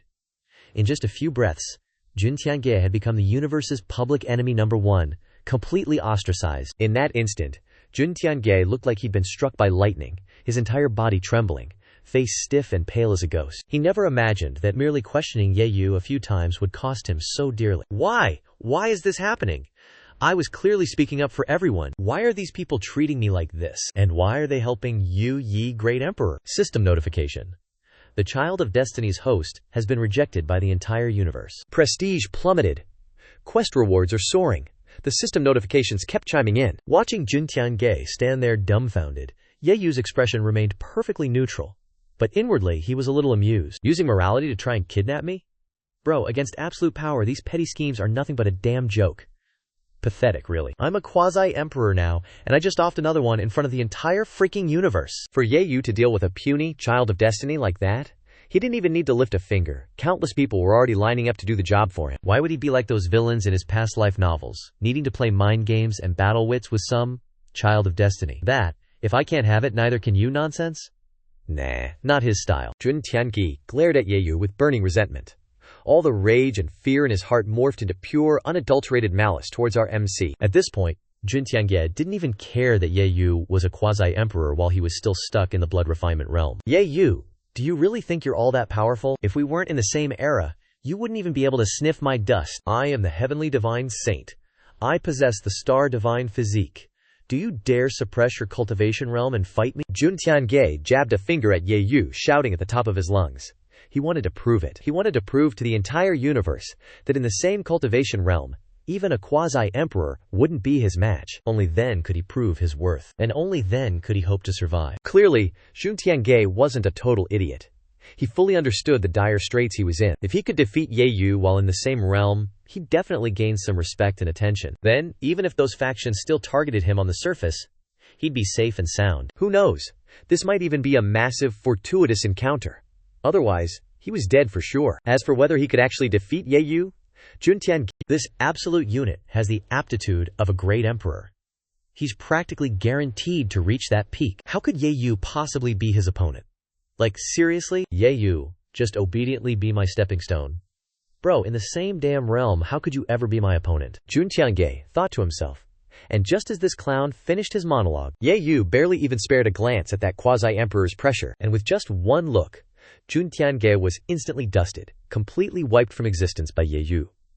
Not even a single shred of his true spirit was left. Poof, what an idiot. Ye Yu shook his head, looking utterly unbothered. A fight in the same realm? Bro, you're not even worthy to step in my shadow. Who do you even think you are? Did you really think I'd play along with your trash talk? Seriously, what a thick-skinned clown. Just kill him and be done with it. The very next second, a low, guttural rumble shook the void. Thunderclouds, dark and menacing, surged from the cosmic expanse, a heavenly tribulation about to descend. But in Ye Yu's eyes, a cold glint flashed. He let out a freezing shout, and an invisible, terrifying power exploded from his very being. In that very instant, the heavenly tribulation in the cosmic void immediately receded, pulling back like a scared tide. Even the very will of heaven and earth backed off, genuinely not daring to punish our boy Ye Yu. Ding! A child of destiny has been offed by Master. Master has completed the task, and then some. Upgrade gift pack is getting powered up. Upgrade mission settled. Congratulations, Master, on completing your upgrade mission. Master, would you like to open your big, shiny upgrade gift pack now? The system notifications kept pinging in Ye Yu's ears. Open! Ye Yu thought to himself. Ding! Congratulations, Master. You've acquired the immortal devil undying scripture. No sooner had he thought it than Ye Yu's eyes flashed, and an image materialized right before him. Immortal devil undying scripture. The one and only peerless divine scripture. Cultivate it to the absolute peak, and you can transcend space-time, gather true spirits, become indestructible through countless eons, and achieve eternal immortality. Talk about OP. Prerequisite for cultivation. refine a mark of a true demon or a true immortal, and condense either a true demon body or a true immortal body. Refine both, and you can condense the legendary immortal devil undying body, completely escaping the great thousand world itself, no longer bound by yin-yang or the five elements. The sole peerless divine scripture title means only one person can ever cultivate this. And that's by refining both the true demon and true immortal marks. A flicker of understanding lit up Ye Yu's eyes as he gazed toward the entrance of the Bei Dao secret realm. There's a strong demonic aura within the Bei Dao secret realm. Could it be exactly what this new technique needs? Sensing the profound mark already condensed within his sea of consciousness, Ye Yu didn't rush to dive into the immortal devil undying scripture. Instead, he turned to the other cultivators and casually stated, "All right, everyone, back off." Way back. The cultivators looked utterly stunned, but a flicker of understanding passed through their minds. They hastily acknowledged him, then, one by one, cleared out of the arena, retreating to a safe distance. Ye Yu then turned his gaze back to the Bei Dao secret realm, his eyes impossibly deep. A mysterious aura began to surge from his form. He raised a hand, circulating divine power, and the terrifying might of a quasi-emperor slowly awakened within him. The Bei Dao secret realm has strict entry rules. Only cultivators below the divine treasure realm are allowed inside. Any powerful expert trying to force their way in would simply cause the entire Bei Dao secret realm to collapse instantly. Even a quasi-emperor like Ye Yu couldn't just fix this. But while quasi-emperors can't force their way in, that doesn't mean they don't have other ways to get inside. The method? Super simple. Those restrictive rules? Just refine the secret realm and flip them on their head. Our boy stretched out a hand, and an earth-shattering pressure erupted from Ye Yu. His palm looked like it was divinely crafted, perfect from birth. A boundless Dao aura swirled around him, every inch of his skin sculpted by heaven and earth, utterly flawless, not a single blemish. Even the profound sounds of Dao laws resonated, as if the very Dao had manifested, holding the ultimate truths within. It was an unfathomable mystery. Glimpsing it could spark infinite enlightenment. It was as if his palm was an extension of the Grand Dabio's very rules. In that instant, the entire cosmos seemed to tremble beneath the aura emanating from Ye Yu's palm. Countless stars quaked under this colossal aura, causing the void itself to crumble layer by layer. Talismans and Dao laws flashed from his palm. With a mere thought, his hand sank into the void, slowly closing. The vast space warped, a tidal wave of energy spreading in all directions, as Ye Yu slowly pulled a sphere from the depths of the void. A closer look revealed a complete, miniature world contained within this sphere. It was none other than the Bei Dao secret realm.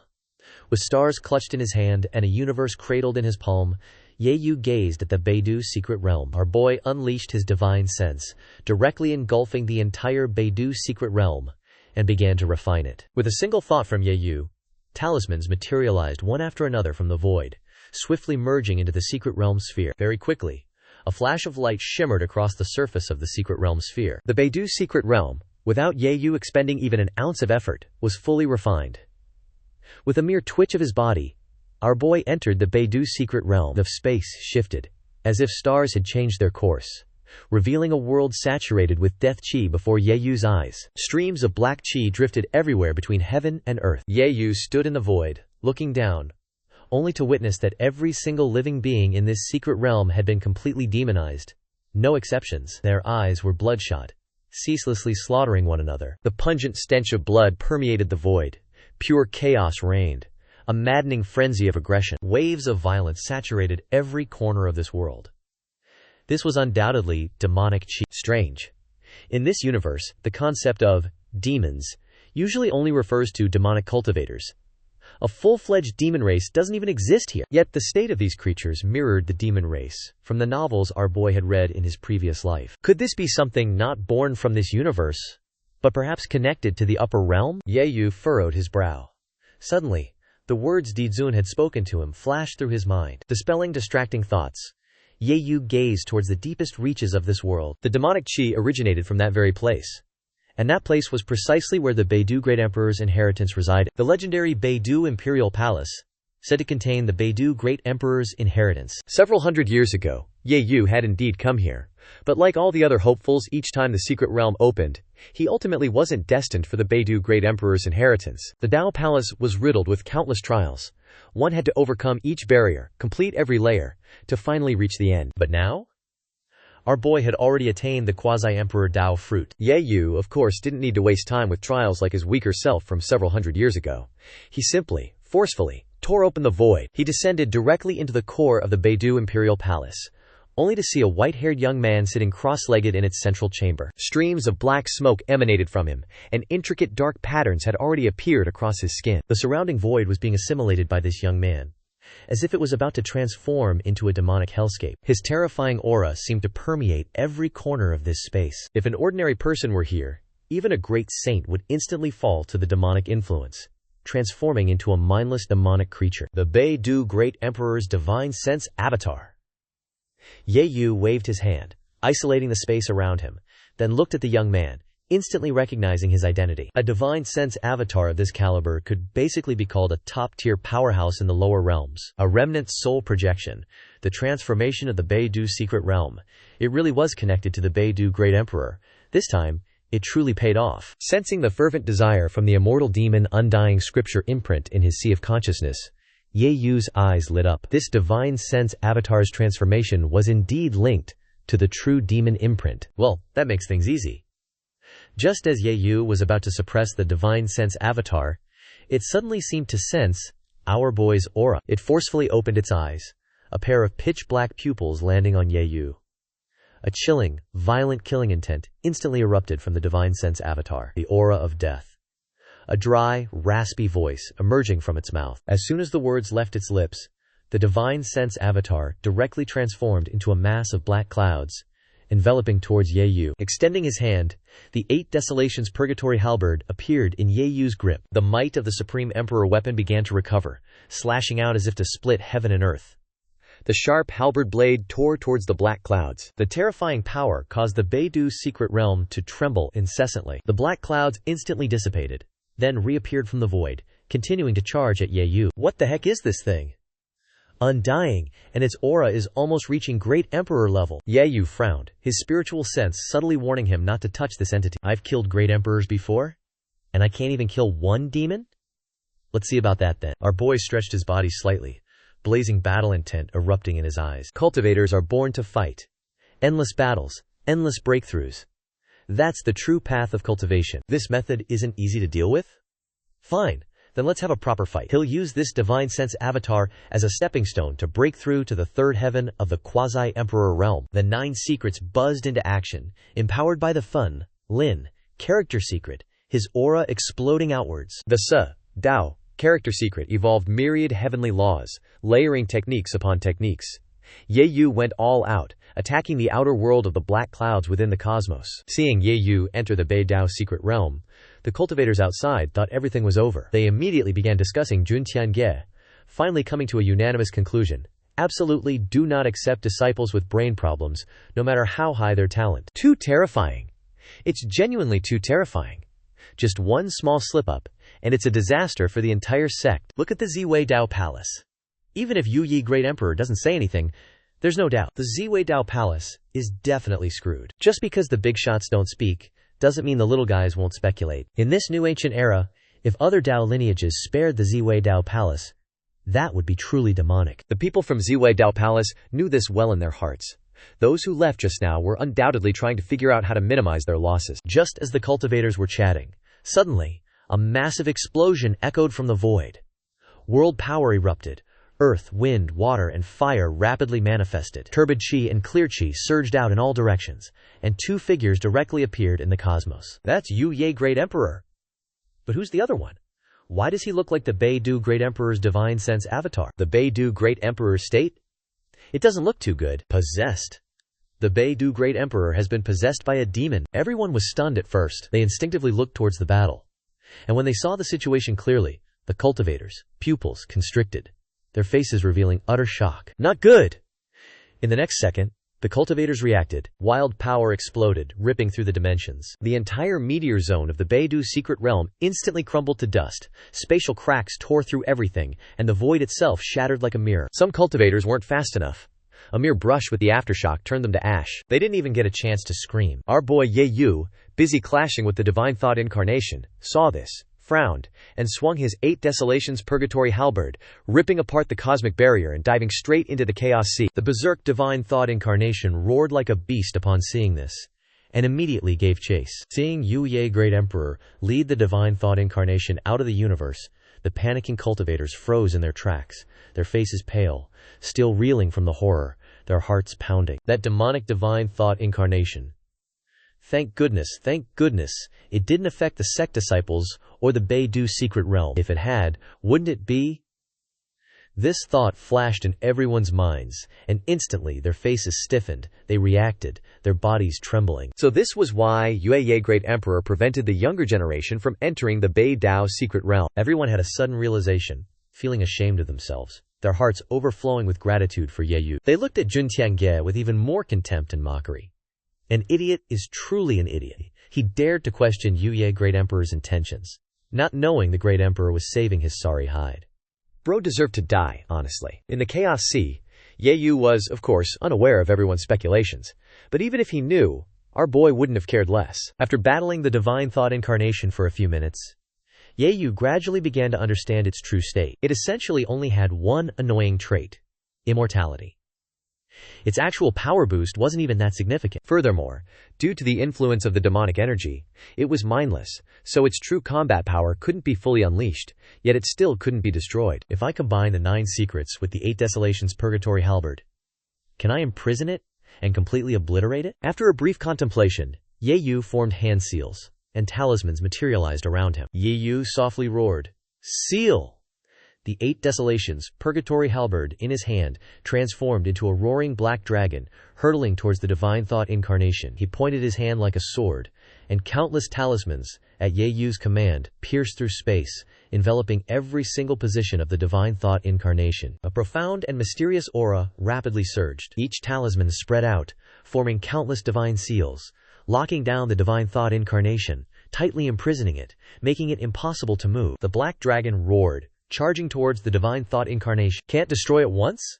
Then I'll kill you 10,000 times. Ye Yu refused to believe that a mere quasi-emperor stage entity could truly be immortal and indestructible. His movements were like thunder.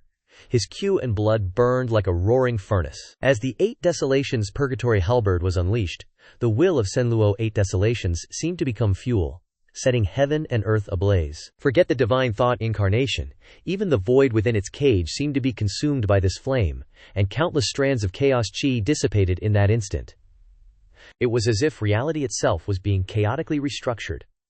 Boundless Tao intent surging and ebbing, evolving into countless mysterious and divine phenomena. Facing the seals of the 9 secrets, and the suppression of the 8 desolations purgatory halberd, the Divine Thought Incarnation had absolutely no power to resist, continuously oscillating between revival and destruction. One must understand that even great emperors were no match for Ye Yu, let alone a Divine Thought Incarnation with only quasi-emperor stage strength, further corrupted by demonic energy and devoid of reason. In just a few breaths, the Divine Thought Incarnation had been refined 10,000 times. Seemingly sensing this, a sharp light flashed in Ye Yu's eyes. He waved his hand, dispersing the 9 secret seal and the 8 desolations purgatory halberd. The black dragon transformed and flew towards Ye Yu, reverting into the combat halberd, landing perfectly in his hand. With a single thought, Ye Yu directly sealed off the entire area. Many cultivators, who were stealthily spying on the situation, immediately felt their vision darken, unable to glimpse the happenings in the Chaos Sea. "Fellow Taoists, look ahead," Ye Yu said with a smile. Only then did they see that this time, after restructuring, the Divine Thought Incarnation's demonic energy had completely dissipated, its pitch-black pupils had returned to normal, and its gaze became clear and sharp. Bei Taoist. Thanks, fellow Taoist. If not for your continuous suppression of the demonic energy, I fear I would never have been able to regain consciousness. The Beidou Great Emperor's Divine Thought Incarnation revealed a bitter smile on his face, sighed, and bowed deeply to Ye Yu. Fellow Taoists, there's no need for such excessive courtesy. This one also once received grace from fellow Taoists. To be able to help you is truly my honor. I wouldn't dare not to. Ye Yu raises a hand, an invisible force propping the Beidou Great Emperor right back up. Aha! The Beidou Great Emperor finally catches on, recognizing Ye Yu from the Beidou secret realm. A wide grin splits his face as he joyfully exclaims, "To be able to assist humanity, to birth a powerhouse like you, fellow Taoist. Truly excellent, excellent. Fellow Taoist, please, have a seat, let's talk." Ye Yu flicks his hand, using chaotic chi to conjure 2 meditation cushions out of thin air. "My will is fading fast, fellow Taoist. Do you have anything you want to ask? Just ask. I'll tell you everything I know, There's nothing to hide. Getting Yeyu's hint, the Beidou Great Emperor decisively sits, gently asking, "Fellow Taoists, what's going on here?" Yeyu follows suit, sitting on his cushion. No pleasantries, no wasted time. He gets straight to the point. This story, my friend, begins millions of years ago. Yeyu's question doesn't surprise the Beidou Great Emperor. A flicker of recollection lights up his eyes. The Beidou Great Emperor sighs. After a moment of thought, he looks at Yeyu and asks, "Fellow Taoists, do you know that back when I achieved the Great Emperor Tao, the Heavenly Heart hadn't even been born?" The Heavenly Heart hadn't been born? Yeyu's pupils contract, a sharp glint in his eyes. He vaguely suspects the reason for the Beidou Great Emperor's demonic corruption. The so-called Heavenly Heart is, in fact, the very power condensed from the universe's fundamental rules. Heavenly Heart. Heavenly Heart. The heart of the sky. The core of the heavens. That's the true meaning behind the Heavenly Heart. To achieve the Great Emperor Tao, one must draw the rules of heaven and earth into their body, condensing those rules to ascend. This is just like the primordial era novels Yeyu read in his past life. Proving sainthood works the same way. To become an emperor, one needs the Heavenly Heart. Much like a saint requires Hongmeng purple qi to achieve sainthood. But the Beidou Great Emperor became an emperor before the Heavenly Heart was even formed. The implications are obvious. No doubt about it. The Beidou Great Emperor definitely paid a price for becoming an emperor. And that price, my friend, is linked to demonic qi. You've already guessed, haven't you, fellow Taoist? Back then, I was waiting for the Heavenly Heart to emerge to achieve emperorship through it. But then, a dark disturbance erupted, and many ancient great emperors sought to harvest the life essence of countless realms, the life essence of worlds. Humanity plunged into utter despair. Though I was a mere quasi-emperor, it was nearly impossible to truly resist a great emperor. In that moment of utter helplessness and despair, I suddenly sensed the upper realm. The Beidou Great Emperor slowly continues, speaking of the upper realm. Yeyu raises an eyebrow. So demonic qi is connected to the upper realm? Not exactly the upper realm itself, but a spatial rift connecting this universe directly to it. From within that spatial rift, I received a surge of demonic qi, and what I sensed was something called demonic qi. It was precisely through that power that I achieved the Great Emperor Tao. But using demonic qi to achieve the Great Emperor Tao definitely comes with a price. My essence, qi, spirit, and even my lifespan would be devoured by the demonic qi, and once I could no longer suppress it, the demonic qi would completely seize control of my mind. Bro almost got turned into a puppet for that demonic qi. But even with all those hidden dangers, our guy, the emperor, couldn't sweat the small stuff when the entire human race was on the line. Initially, this dude was set on becoming an emperor to clap back at the dark turmoil. Once that chaos was settled, he'd either peace out gracefully or go boom with a foreign race great emperor, taking them down with him. Turns out, our boy still kinda underestimated the demonic qi. After saying that, Beidou Great Emperor let out a sigh and continued.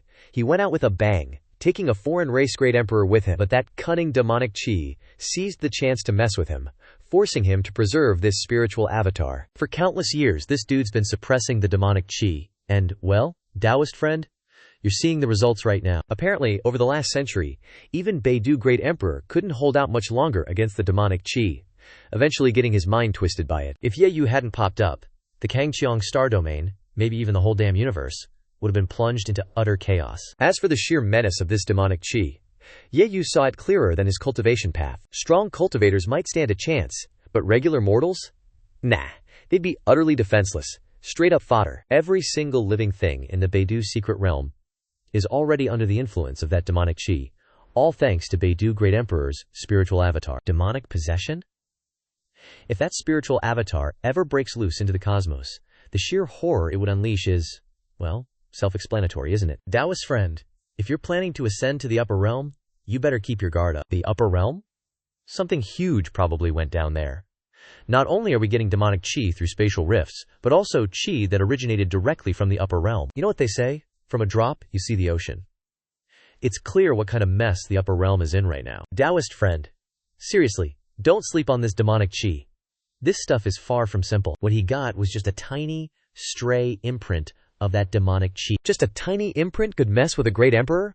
The real demonic qi must be mind-bogglingly potent. Please, Taoist friend, don't take this lightly, Beidou Great Emperor urged him. Got it, Yeyu replied, giving a slight nod. Even an emperor venerable level powerhouse was giving Yeyu this kind of warning. How could our boy possibly underestimate the demonic qi now? He doesn't have those typical Son of Destiny, plot armor brain cells, which is a good thing. Since I'm falling, I'll have to trouble you, Taoist friend, to suppress this demonic qi. Many thanks, Beidou, once again, Beidou Great Emperor said, rising to give Yeyung a deep bow. Then his gaze drifted to the void. His gaze seemed to pierce through the very core of the planet and out into the cosmos. His eyes glazed over slightly as he mumbled to himself, almost a whisper, "May my human race." Before his words even fully left his lips, Beidou Great Emperor's spiritual avatar began to flicker, growing ethereal as if it couldn't hold on any longer, on the verge of complete dissipation. Watching Beidou Great Emperor begin to fade away, Yeyu offered a solemn bow, then simply waited in silence. In a flash, Beidou Great Emperor was completely gone. Then, from where the spiritual avatar vanished, a wisp of dark, skeletal energy burst forth into the void, oozing a mysterious, utterly malevolent aura. It surged and pulsed, seemingly picking up on Yeyu's presence. The demonic chi pulsed slightly, then immediately shot straight for Yeyu. "Still think you can mess with this emperor?" Yeyu scoffed, a cold snort escaping him. The 9 secrets instantly roared to life. 9 ancient symbols coalesced before Yeyu, an ancient, terrifying, demonic aura swirling within. Each symbol looked like it was forged by the great Dabio itself. Rules manifesting, mysterious, and eternal. Just one glance felt like countless insights exploding in his mind, reaching out to grasp it. And poof! The 9 symbols instantly transformed into a prison, locking that demonic Kua right up. Our boy then retracted his hand. That now sealed demonic key was then casually collected by Yeyu. But wait, what the heck is going on in the upper realm anyway? After a brief ponder, Yeyu ripped open space, returning to the main universe. He's heading deep into the cosmos, gotta get this immortal demon undying scripture started, and then it's high time for a little visit to Dizun. Seriously though, what in the cultivation world happened up there in the upper realm? Only Dizun holds the answers to that mystery. Deep in the universe, in a star domain where an entire cosmos had shattered, stars lay broken and scattered. Yeyu sat cross-legged on a piece of that shattered giant star, eyes softly closed. With a single thought, he activated the immortal demon undying scripture. A faint glow pulsed from the mark, and then, BAM! A massive torrent of info flooded into Yeyu's mind. It was a veritable sea of knowledge, like smoke and endless oceans. Even our boy, a flanking quasi-emperor, couldn't help but let out a soft grunt under the sheer impact of this data overload. After what felt like an eternity, Yeyu's eyes finally fluttered open again, revealing a glint of pure, unadulterated shock. Holy smokes, this cultivation technique is terrifying. Yeyu, who literally clawed his way to his current level, has obviously cultivated tons of techniques, even emperor scriptures. But even the mightiest emperor scripture? Next to this immortal demon undying scripture, they're just glorified dust bunnies. Its true contents? Way more insane and terrifying than what the system initially hyped it up to be. Condense the true immortal and true demon marks into one, and you can cultivate the immortal demon undying body. Once formed, this body becomes immortal and indestructible, with infinite lifespan, practically impossible to erase, let alone suppress and kill. Plus, the immortal demon undying scripture also spills the tea on countless divine abilities and secret arts. Each one absolutely bonkers. Grand, profound techniques whose sheer mystique is beyond mere words. Just thinking about the true immortal mark, Yeyu let out a breath, his eyes flashing. With things like this, how could our boy Yeyu not have some suspicions about his system? He's no dummy, and definitely not some clueless fool. First mission, get the ultimate Dao Emperor weapon. Instant game changer for him to slap down emperors. Second mission, grab the immortal demon undying scripture. Conveniently, this also meant getting his hands on some demonic xuanhuan. If you say there's no connection between all this, bro, even a blind man could see it's rigged. Only a certified idiot would call this just a coincidence. Yeyu figures it'll all be revealed eventually. Otherwise, why would the system even bless him with the immortal demon undying scripture? Just gotta chill and wait. All he needs to know is that the system isn't here to catch him lacking. First order of business. Use this demonic quest to forge the very foundation of the immortal demon undying scripture, get it past the entry level, and condense his true demonic body. 1,000 thoughts zipped through Yeyu's head. With a decisive sweep of his palm, demonic ki manifested in his hand. Eyes closing slightly, Yeyu circulated the immortal demon undying scripture, beginning to refine the demonic ki. Meanwhile, as our boy Yeyu was busy cultivating the immortal demon undying scripture in deep space, over in the Tianlan star domain, nestled near the Kangqiang star domain, on the main star of Tianlan, specifically the outer sect peak of the Luohe sect, a young man suddenly shot upright from his bed. His face was etched with raw, unsettled terror, his forehead drenched in sweat as he gasped for air. Wait, didn't I die? Where in the heck am I? He looked around blankly, a flicker of pure confusion in the young man's eyes. As he finally took a good look around, the young man's body stiffened, a bewildered shock flashing across his face. Wait, why does this look exactly like the place I used to live? The outer sect's humble dwelling of the Luo sect.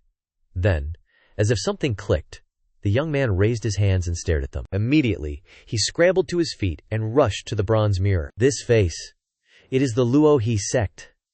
I've actually returned 1,000 years into the past, back to the ancient profound universe, before the myriad heavens cataclysm descended. Staring at his own reflection in the bronze mirror, his eyes grew brighter and brighter, a look of wild, ecstatic joy spreading across his face as he clenched his fists. The young man's emotions surged, overwhelmed by this revelation. The sheer shock of it left him unable to fully process things for a long time. He'd been reborn.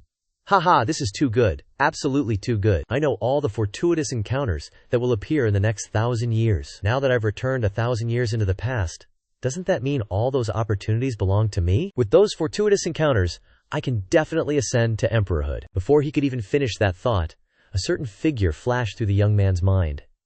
A flicker of dread appeared in his eyes, and his surging excitement rapidly cooled. No, even with all these fortuitous encounters, I'm not so sure I can become an emperor. That person was too powerful, too terrifying. Not only did he single-handedly dominate an entire era, but the great turmoil of the upper realm was also averted by him alone, turning the tides of fate. If he hadn't run out of time, he probably could have suppressed the entire upper realm by himself. Could I really ever be his opponent? Even though I've returned 1,000 years, it seems I can't change a single thing. A dazed, disheartened look appeared on his face. Just thinking of that figure sent a shiver of dread down the young man's spine. Even 1,000 years later, when he had achieved the quasi-emperor realm, the gap between them was still too vast, like the light of a mere firefly compared to the brilliant moon. What good were fortuitous encounters then?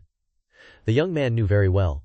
Before absolute power, so-called fortuitous encounters were merely supplementary aids, not the decisive factor. Reborn into a new life, must he still live under that person's shadow? Then what was the meaning of his reincarnation? He could become a great hero, so why couldn't I? Our boy felt a surge of indignation, his fists clenched so tight they drew blood. Just as he pondered, a flash of insight sparked in his mind, and a sinister idea began to brew within the young man. Wait a minute, if he's still alive, I can only live in his shadow. But what if he dies? What if he dies? Reborn with the memories of 1,500 years of the future? If that person is dead, then who else could possibly be his opponent? Who could possibly stand against him? The more the young man thought about it, the more logical it seemed, and the more utterly thrilled he became. Yes, he must die, absolutely must die. If that person doesn't die, the emperor's throne will definitely be his. If that's the case, even if he knows countless more fortuitous encounters, it'll all be pointless. The emperor's seat is a one-and-done deal. In any given era, there's only room for one great emperor, period. But if he were to, croak, then oh boy, that's a whole new ballgame. Once our boy here ascends to great emperor, every single heaven-defying fortune will be his to command. He'll grow into something even more monstrous than the guy he's replacing. Oh, yeah you. It's not like I want you dead, really. But for real, you're just inconveniently in my way. You're blocking my path. And honestly, the path of all creation. Only when you're gone can my darling Tianxin finally be mine. And only when you're pushing up daisies can I truly lead the myriad worlds and smash that oppressive upper realm to dust. I'm doing this for the greater good of all beings in the heavens, not for any selfish personal gain, obviously. So you, why don't you just do us all a favor and cease to exist? A slight twitch in his eyelid, a flicker of pure killing intent in his gaze. The young man mumbled to himself, that person, none other than Yehu. Let me rack my brain. If my memories serve, around this time, Yehu should have already achieved the quasi-emperor Dao fruit. He's just not famous. Yet. With my current power, trying to suppress Yenyu directly? Yeah, that's a hard no. But hey, no sweat. With 1,000 years of memories swirling in my head, who needs to get their own hands dirty to off someone? My memories are my biggest trump card. They let me, Xianjia, know every damn secret in this universe. My master plan? Use other people's power to off Yeyu. Now, let's just dredge up those juicy historical events from this era. The young master's smirk just deepened, his face radiating pure confidence.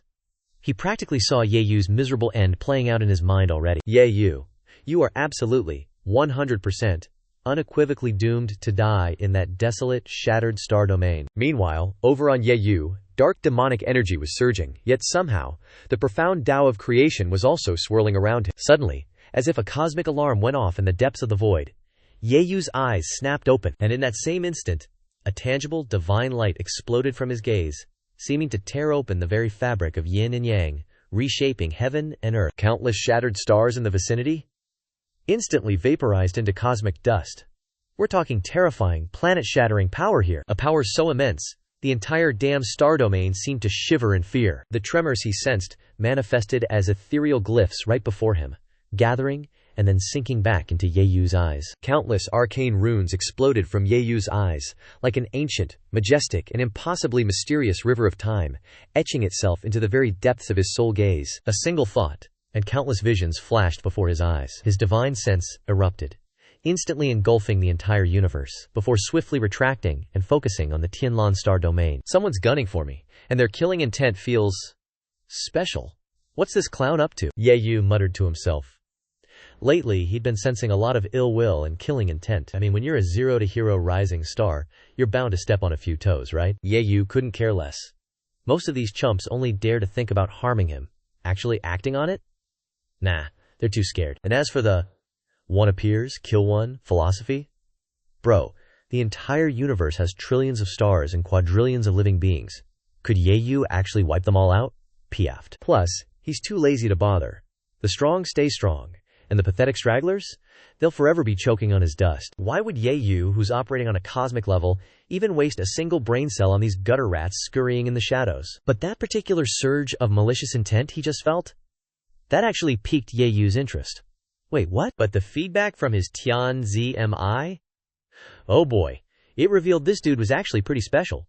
He wielded the power of the On 5 victory. In an instant, Yeyu's eyes locked onto the young man. His reflection seemingly burned into Yeyu's gaze. Watching this young master already scheming how to off him, Yeyu found it immensely entertaining, observing this clown's plots from a literal god's eye view. Honestly, this feeling was pretty damn novel. Of course, this dude's got massive destiny on him, and it's still skyrocketing. A brand new child of destiny, handpicked by the heavenly Tao itself.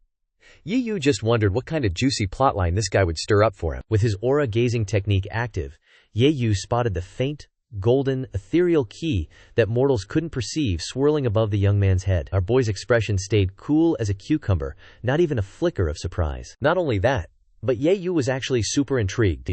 He started racking his brain, recalling countless past events, trying to pinpoint which major plot twist this particular child of destiny would be tangled up in. Was it the power of the years? Playing tricks with time? So this guy's a reborn child of destiny, huh? From the future or the past? Way better than those typical demonic path prodigies. This kind of child of destiny is actually super useful for me. Could it be that every time one child of destiny kicks the bucket, the next one that pops up is even higher quality? Yeyu nodded, completely satisfied.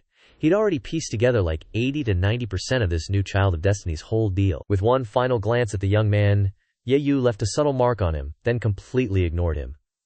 He withdrew his gaze, closed his eyes, and went right back to cultivating. No need to rush. Time's on his side, after all. Right now, the immortal demonic undying scripture was the main priority. As for this young master, dealing with him can wait until Yeyu's out of seclusion. No rush at all. Naturally, even if he was unconcerned, Yeyu still maintained his vigilance. After all, children of destiny are tricky creatures. Sometimes they just throw logic out the window. If he ended up capsizing his boat in a ditch because of one, that would be a massive headache. That's why Yeyu still left a discreet mark on this dude, just to keep an eye on him at all times. Grey kui swirled and surged around him. Yeyu entered a state of profound enlightenment, his cultivation becoming timeless. In the blink of an eye, what felt like eons had passed. This time, Yeyu's isolated cultivation retreat lasted a solid 500 years. Meanwhile, back on the Tianlan main star, our young master, there was having a full-blown existential crisis. The Yu Ye quasi-emperor, wielding his ultimate imperial weapon, single-handedly suppressed the chaos ancient great emperor. Then, he showed up when the Beidou secret realm opened, and also crushed the demonic divine sense avatar of the Beidou great emperor. Talk about a busy schedule. When news of this reached our young man through other disciples, he felt like he'd been hit by a literal lightning bolt. His eyes went wide, filled with pure panic. Who am I? Where am I? This isn't right. I'm supposed to be the one. This is all very wrong. These events simply weren't in his memories. Shouldn't Yeyu still be in deep seclusion right now? What gives? And seriously, at this point in the timeline, Yeyu shouldn't even have the power to suppress a great emperor. What in the actual cultivation hell is going on? Did his reincarnation get messed up or something? And it's definitely not 1,000 years in the past either. That's also wrong. He'd even checked up on the Yeyu clan and the unfolding of other major events.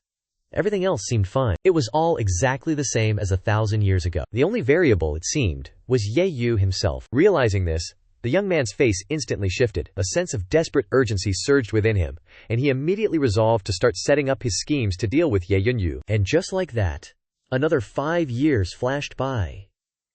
Deep within a shattered star domain, Ye Yu had been cultivating in seclusion for those very 5 years. He slowly opened his eyes, and from Ye Yu's body, endless divine light burst forth. A terrifying aura of annihilation also surged into existence, as if a mystical, transcendent aura was ascending, and countless profound wonders rapidly manifested. Massive demonic energy erupted from Ye Yu, and lines appeared across the surface of his skin, with bizarre blood-red patterns. Ye Yu looked like a literal demon god, radiating an intense, eerie aura. Anyone who dared gaze upon him would instantly feel tempted to fall into the demonic path. Even the great Tao itself seemed to bend to Ye Yu's will, transforming the area into a full-blown demonic domain. But with a single thought, all that demonic energy sucked right back into his body, leaving behind only an ominous, shadowy aura. Just like that, in the blink of an eye, Ye Yu was back to normal. That demonic aura? Gone. Poof! Like it was never even there, leaving not a single trace. The true demonic body was finally complete. Now, all he needed was some immortal chi, and he could forge the immortal demonic coexistence body, laying the foundation for the ultimate indestructible body. What's more, my cultivation also broke through, all thanks to condensing this true demonic body. Feeling the massive power-up, a faint smile played on Ye Yu's lips. Bro, this feeling of constant cultivation breakthroughs? Absolutely intoxicating. Not bad indeed.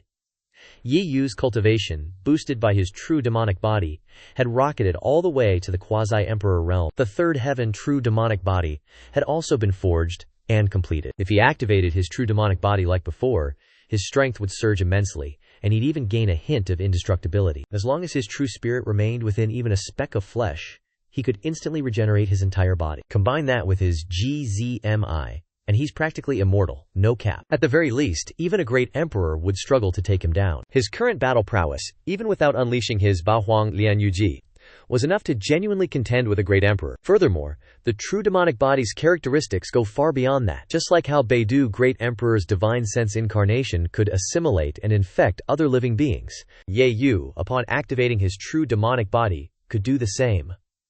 Turn countless living beings into his puppets, and even mess with the minds of his enemies during battle. The sheer number of mystical wonders? Bro, you can't even describe them in a few sentences. Speaking of this true demonic body, its state is actually pretty similar to a divine sense avatar after a great emperor has fallen into demonization. The only difference? That divine sense avatar becomes a puppet of demonic energy, while Ye Yu?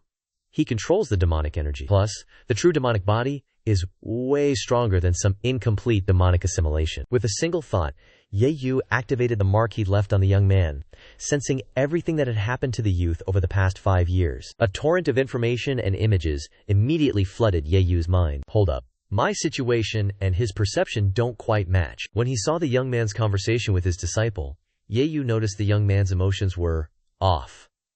Our boy's eyebrows instantly crinkled. Looking at this young man must have been reborn from the future. But then, why is the situation so different? Is it because of the system?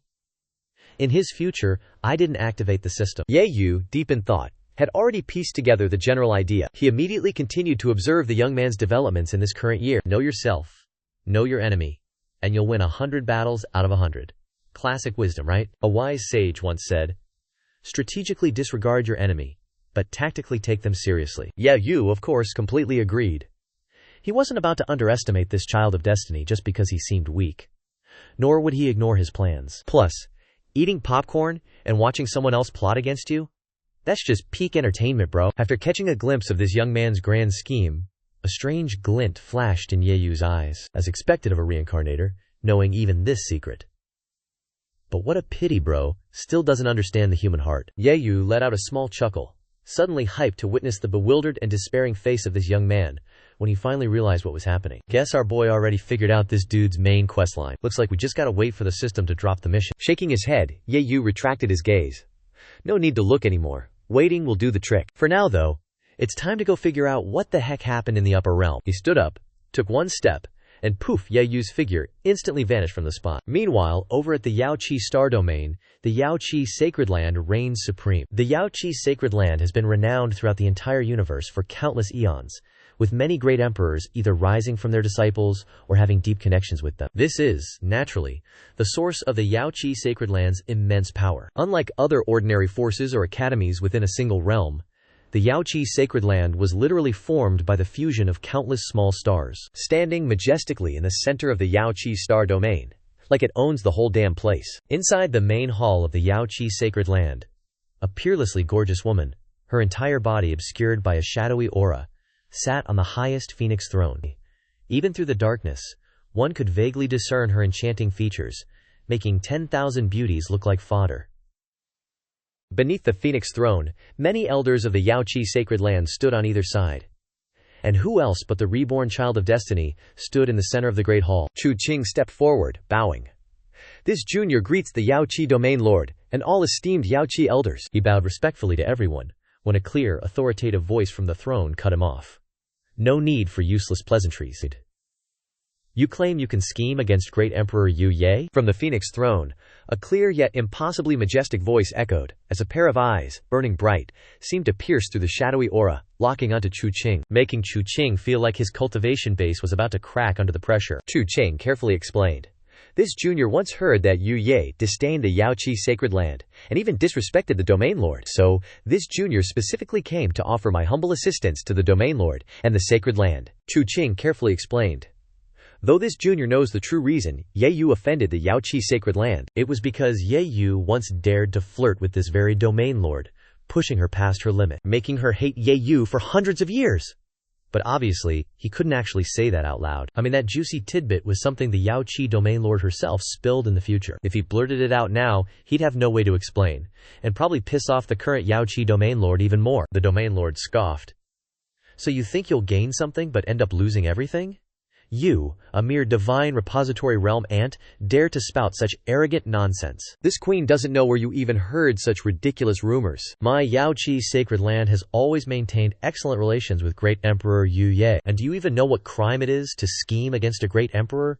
To even dream of assassinating a great emperor of the human race?" The Yaoqi Domain Lord's phoenix eyes narrowed ever so slightly, and a mere wisp of her sacred king realm pressure erupted, containing unimaginable terror. The void itself rippled, showing signs of collapse, as massive waves of chaotic chi violently burst forth. Dragons and phoenixes seemed to dance in auspicious reverence. The entire main hall's space seemed to freeze solid because of this. Even a mere wisp of this pressure was enough to suppress countless sages, like the raw power of heaven and earth itself, directly engulfing Chu Qing. The moment that pressure touched Chu Qing, the yin-yang dual energies erupted from his body, converging and seemingly manifesting into a yin-yang taiji diagram, forging the primordial elements of earth, wind, water, and fire, steadfastly protecting Chu Qing within it. Wait, was that an extreme Dao imperial weapon projection? No wonder you dared to appear before this queen. Seeing the yin-yang taiji diagram, Yaoqi matriarch's willow-like brows furrowed slightly as she amusingly said, "If I didn't have some skill, how would I dare show up?" "Please trust this one's sincerity, matriarch. I am confident I can lure Ye Yu, and even more confident I can kill him in one go." Chu Qing wore a calm, unhurried smile, cupping his fists as he spoke seriously. As for the good relations Yaoqi matriarch just mentioned, our boy Chu Qing straight up ignored it. Good relations, my ass. He remembers it all too well. Hundreds of years after Yaoqi matriarch discovered Ye Yu's whereabouts, she immediately took an extreme Dao imperial weapon and hunted him down. More like an undying, relentless grudge than good relations, wouldn't you say? It was precisely because of this that the secret between Yaoqi matriarch and Ye Yu was revealed for all to know. So Chu Qing had absolute 10 out of 10 confidence that he could persuade Yaoqi matriarch. Lure Ye Yu, you say? Yaoqi matriarch's eyes flashed, and she sat up straighter, a glint of interest in her gaze. She spoke casually. "Tell me more." "The Yaoqi Grand Feast, held once every 100 years, is about to begin. Matriarch, if we spread the news that this Yaoqi Grand Feast will offer a piece of holy origin stone, will Ye Yu be interested?" Chu Qing chuckled. "A holy origin stone, you say?" "A holy origin stone. Inside it usually contains the essence of heaven and earth, and fragments of Dao laws. And Ye Yu is already a quasi-emperor. This artifact is exactly what our boy needs to rapidly cultivate to the peak of the quasi-emperor realm. So, it's highly likely to attract him here," Yaoqi matriarch casually said. "Holy origin stones are also generally called divine origin. It is the highest quality divine substance among all divine origins, just like how great emperors often seal themselves within divine origin. Naturally, many heavenly treasures and earthly wonders are also sealed and preserved within it. After undergoing the refinement of countless ages, those that still exist and can be called holy in the present era, the preciousness of a holy origin stone goes without saying. The Yaoqi Holy Land hosts a grand feast once every century, widely inviting heroes from across the world to participate and seek good fortune. Each time, the Yaoqi Holy Land also offers a few pieces of divine origin to spice things up and attract more attention. The Yaoqi Holy Land is currently the force with the largest reserves of divine origin in the entire world. In terms of divine origin, the Yaoqi Holy Land naturally has no shortage. One could even say it possesses an innumerable amount. As long as Ye Yu appears, I will have a way to hunt him down and kill him. I know a heaven and earth killing array. If the Yaoqi Holy Land uses its full foundational strength, it can definitely suppress and slay Ye Yu. Chu Qing confidently stated. Still not enough. A mere quasi-emperor isn't that easy to annihilate, let alone this quasi-emperor, Ye Yu. His talent and comprehension are peerless, unmatched by any in ancient or modern times. Across endless epochs, few could ever hope to compare to him. The difficulty of offing him is no less than killing a great emperor. So how could this be enough to wipe the floor with him? In Zhaoqi Emperor Lord's cloud-shrouded eyes, a flicker of interest appeared, her gaze turning chilling as she slowly spoke to Chu Qing. Alas, with the dark clouds obscuring her, Chu Qing completely missed the change in Zhaoqi Emperor Lord's eyes. Hearing her words, he grew even more confident, laughing louder. Emperor Lord, please temporarily close the Zhaoqi Holy Lands formation. This humble one still has a trump card up his sleeve. Chu Qing puffed out his chest and held his head high. Oh, Zhaoqi Emperor Lord seemed slightly intrigued, so with a wave of her hand, she temporarily sealed the formation. The next second, yin and yang shifted, water and fire rose and fell, and a veiled figure slowly stepped out from the void. HMPH, as expected, it's you. Ye Qingcheng, long time no see. Zhaoqi Emperor Lord snorted coldly, saying casually, the water-fire Taiji diagram belongs to my Yi clan. Zhaoqi, you already guessed, why bother putting on a show? Ye Qingcheng said calmly. The Yi clan emperor daughter, Ye Qingcheng, like the Zhaoqi Holy Land, is one of the strongest powers in the universe. The Yi clan is no different. Since ancient times, the number of great emperors produced by the Yi clan is countless, laying the foundation for their status as an emperor clan. Just having an ultimate Dao emperor armament guarding them is enough to make other great emperors not dare to underestimate the Yang clan. Emperor Lord, Emperor Daughter, if you two join forces and add my peerless killing formation to suppress him, it will surely take no effort at all to slay Ye Yu. Please reconsider, both of you. Seeing the two speaking, a fiery aura rising to the sky, Chu Qing hurriedly interjected. Ye clan wants to join forces, are you scared? Ye Qingcheng retorted. Then let's join forces. This queen hates Ye Yu so much my teeth itch. Zhaoqi Emperor Lord said heavily. Alright. Ye Qingcheng nodded slightly.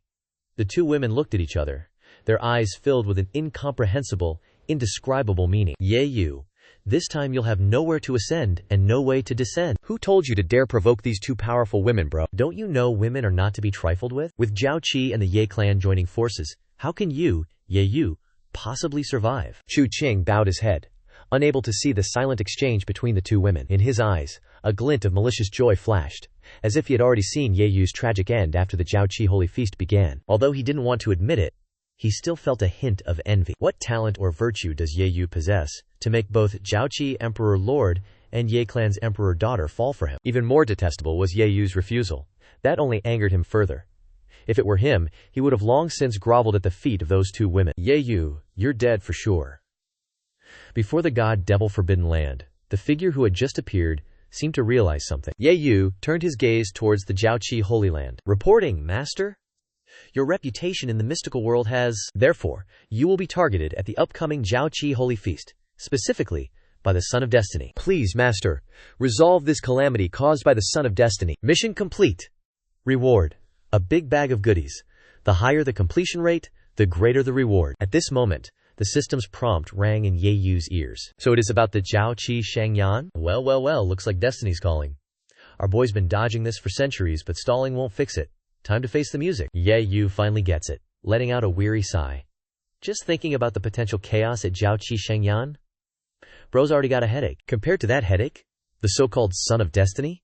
Ye Yu couldn't care less right now. Fodder. Shaking his head, he pushed aside all distracting thoughts. Focus, our boy, focus! Ye Yu snapped back to reality, then took a decisive step straight into the god-demon forbidden land. No time to waste. First things first. Gotta handle the immediate problem. The Jiaoqi Shangyan can wait. Priorities, people. The god-demon Forbidden Land was a lush, vibrant forest.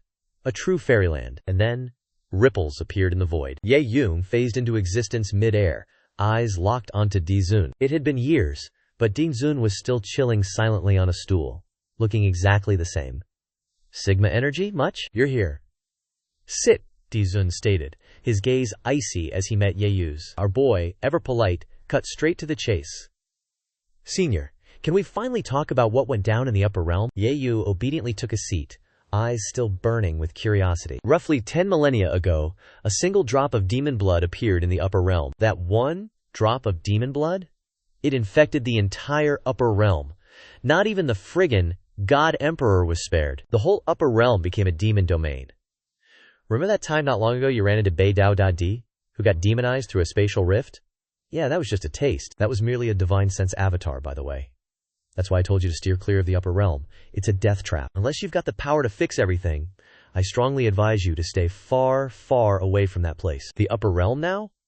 It's a desolate wasteland, choked with slaughter and absolute destruction. Dizun didn't mince words, dropping the truth bomb straight up. One single drop of demon blood infected the entire upper realm. Ye Yun's pupils constricted. His mind shook to its core. He'd guessed a lot, sure, but this answer completely blew his mind. Just one drop of blood turned the entire upper realm into a demonic hellscape. Seriously? What kind of cosmic level cheat code is that? And what kind of blood could possibly be that terrifying? No wonder the Heavenly Gate hasn't shown its face for tens of millions of years. And seriously? One drop of blood infecting an entire realm? This sounds like a cheesy B-movie plot. Not reality. Yeyu was utterly flabbergasted, his face twisted into the strangest expression. What's with that look? Dizun probed, seeing the weirdness on Yeyu's face. Our boy, suddenly inspired, declared, Senior, I know just the story to tell you, but first, can you tweak the time flow here? I've got important things to do later. After a moment's thought, figuring explaining was too much hassle, Yeyu decided to just spill the beans on those two stories to Dizun. Plus, he'd been holding on to this particular question for ages. This was the perfect chance to subtly probe for answers, wasn't it? Dizun gave a slight nod, then with a wave of his hand, tweaked the time flow. So, he asked, a hint of curiosity in his eyes, this tale unfolds in two parts. One about a dude chilling in the mortal world, waiting to become an immortal, and another about a guy who's been the GOAT since ancient times. After a bit of deliberation, Yeyu recounted two novels he'd read in his previous life. We're talking nearly 10 million characters each, folks. Even with Yeyu spouting non-stop, it still took him several days to finish the epic sagas. It was indeed somewhat similar. Except the high heavens. Blood in those stories wasn't as terrifying as this single drop of demonic blood. The high heavens. Blood only infected immortal emperors. But this single drop of demonic blood could mess with the entire upper realm. After hearing Yeyu's tales, Dizun pondered thoughtfully. And then, she seemed to figure out what Yeyu was getting at. Dizun's clear eyes fixed on Yeyu as she coldly stated, Don't get ahead of yourself.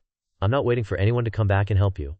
I simply find this interesting. It's not like I'm your big bro or little bro. Seeing that Dizun had figured it out, Yeyu wasn't surprised in the slightest. Dizun might be straightforward, but she's no dummy.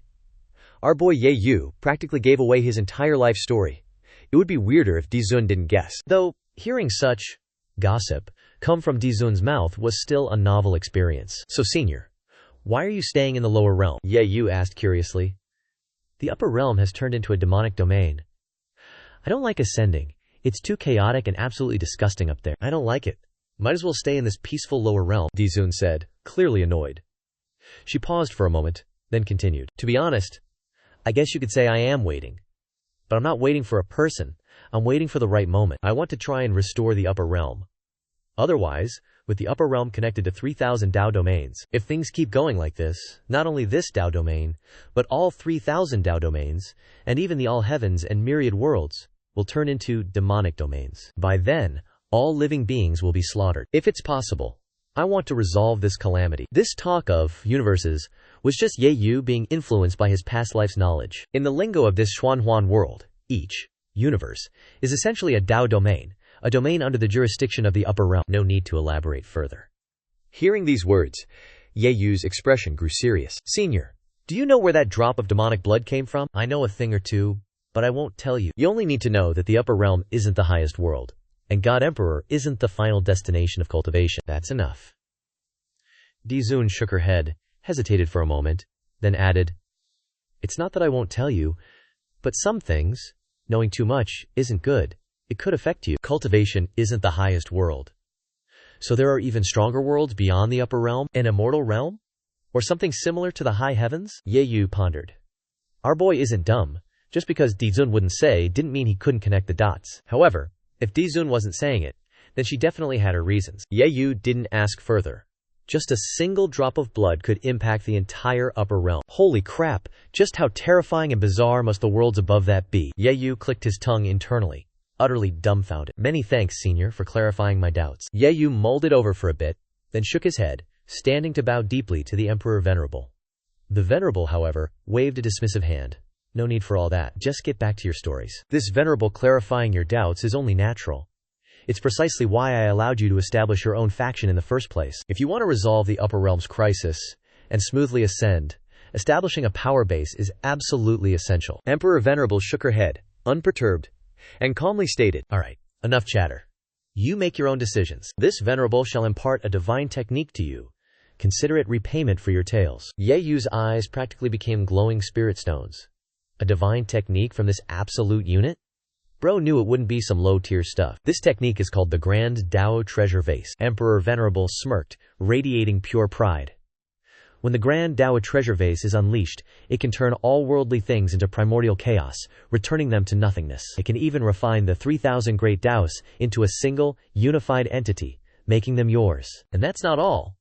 When facing an opponent, this Grand Dao Treasure Vase can manifest the Great Dao itself as an impenetrable shield, protecting its wielder. It can even devour enemies whole. This divine technique dissolves all matter and energy, refining it into its fundamental essence, and then feeds it back to you. Whether for aiding cultivation or for defensive combat, it truly stands as the undisputed champion of the cosmos. Wait, you're telling me he traded 2 stories for this god-tier technique? Bro, this is a literal cheat code. Hearing this, Ye Yu instinctively pulled off a perfect, shocked Pikachu face, staring at Emperor Venerable with pure, unadulterated astonishment. Emperor Venerable, seeing Ye Yu's epic reaction, felt even more pleased. This Venerable has a hunch. Your story doesn't just have 2 parts, but many, many more. Emperor Venerable took a sip of tea, deftly hiding what might have been a flicker of embarrassment. Ye Yu, sensing the unspoken, spoke up seriously. Next time, I'll definitely continue telling Senior more stories. Ye Yu got the message immediately. Understood. Emperor Venerable nodded in satisfaction. All right, sit down. This Venerable will now impart the technique. The flow of time here is vastly different from the outside world. Just cultivate the Grand Dao Treasure Vase here until you've mastered it. If you encounter any pitfalls, this Venerable can guide you directly, ensuring you won't waste any precious time. Many thanks, Senior. Ye Yu immediately sat down. Emperor Venerable didn't waste another breath. She raised a hand towards Ye Yu's glabella, and a mysterious, ethereal energy surged forth from her delicate fingertip. In the blink of an eye, countless strands of Dao laws converged on Ye Yu's glabella, instantly merging into his sea of consciousness. There, they coalesced into a single, vase-shaped rune. Feeling the rune's boundless depth and vastness, Ye Yu calmed his mind, carefully beginning his comprehension. Time flew by, a blur in his perception. Who knew how long it had been? Yet, in that instant, Ye Yu had completely mastered the Grand Dao Treasure Vase. With a single thought, a pitch-black vase, seemingly woven from the 3,000 Dao laws themselves, emerged resplendently above Ye Yu's head. Imperial might pulsed from the vase, seemingly holding the power to stabilize all 3,000 universes and suppress myriad primordial chaos. Its boundless devouring power intensified, twisting the very fabric of the void, as if endless cosmic matter was being consumed by the vase itself. Refined, and then channeled back, directly enriching Ye Yu's own essence. This was the Grand Dao Treasure Vase, Emperor Venerable's personal secret technique. The sheer power of the Grand Dao Treasure Vase spoke for itself.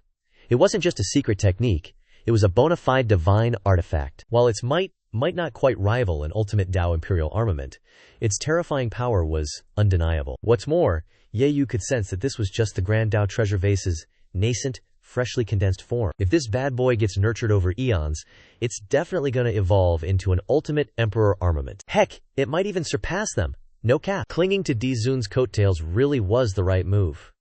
Even a random secret technique he just gives is this terrifying. Ye Yu retrieved the Great Dao treasure vase, clicking his tongue in disbelief as he mused. The Great Dao treasure vase is all cultivated. You can dip now. I'll continue wandering the Huang Yu, see if any new spicy drama pops up, Dinzun said calmly.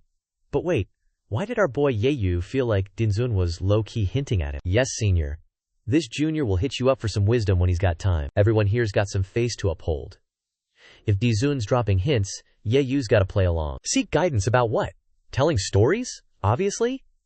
Or was that just Ye Yu's imagination? Ye Yu just knew Dinzun's voice sounded way too cheerful. Nope, not an illusion, it was happiness.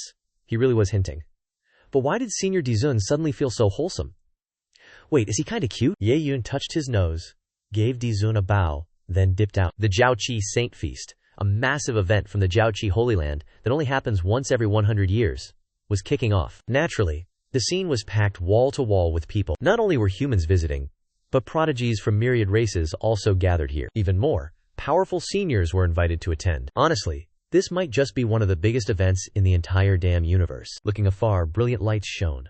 A heaven-shaking aura enveloped the place, truly like a heavenly wonderland. The Saint Feast Plaza, overflowing with immortal qi, was packed like mountains, a vast sea of people. Myriad race geniuses filled the outer ring, while powerful experts from various clans occupied the inner circle, all waiting for the feast to finally begin. Even though all the major powers knew the Jiaoqi Saint Feast was just the Jiaoqi Holy Land showing off its strength and cementing its status, the spirit fruits and divine treasures at the feast were absolutely legit. Plus, there were tons of activities and a massive crowd, so naturally, no one was going to pass up this chance. You could say that basically anyone invited from across the entire universe would show up. Ordinarily, saints were super rare, but now you could spot them everywhere, especially at the main entrances. Seriously, saints were just chillin' everywhere. Great saints were practically dime a dozen. The event was grand yet solemn, majestic yet bustling. The bait has been thrown. Ye Yu, I don't believe you won't be interested in the saint origin. Just show up, and that'll be the day you bite the dust. From his seat, excitement flashed in Chu Qing's eyes. He was already picturing it.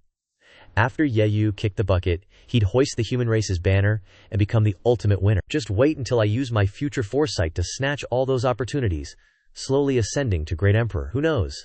Maybe even the Jiaoqi Emperor Lord and the Ye Clan Emperor daughter will fall for me.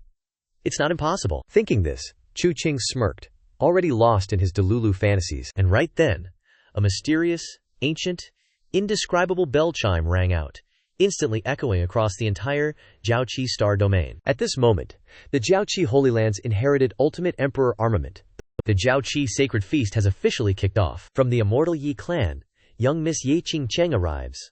From the immortal Imperial clan, disciple Huang Jiugan graces us with his presence. The sacred lord Jiaoguang Dishan of Jiaoguang Sacred Land is here. The sacred lord Tianwen Dizu of Tianwen Sacred Land has descended. The imperial lord, successor to the human emperor, from the Tianyun Divine Dynasty, makes his grand entrance. The divine lord Ao Jiaohuang of the Tianyao Divine Kingdom has arrived.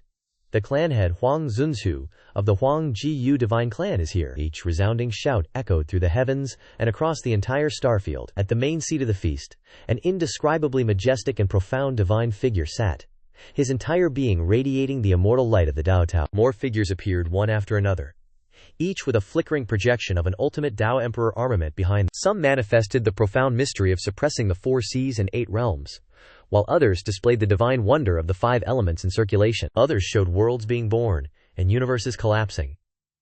Even as mere projections, these ultimate Dao Emperor armaments radiated an unbearable power that made mortals tremble. The Ye clan, the Imperial clan, Jiaoguang Sacred Land, Tianwen Sacred Land, Jiaoqi Sacred Land, Tianyun Divine Dynasty, Tianyao Divine Kingdom, and the Huang Jiyu Divine Clan. These, my friends, are the 8 most dominant forces in this entire universe. And the reason these forces stand at the apex, reigning as overlords of the universe, each one possesses an ultimate Dao Emperor armament, suppressing their destiny and serving as their unshakable foundation. Of course, this vast universe isn't only home to these 8 major powers. These 8?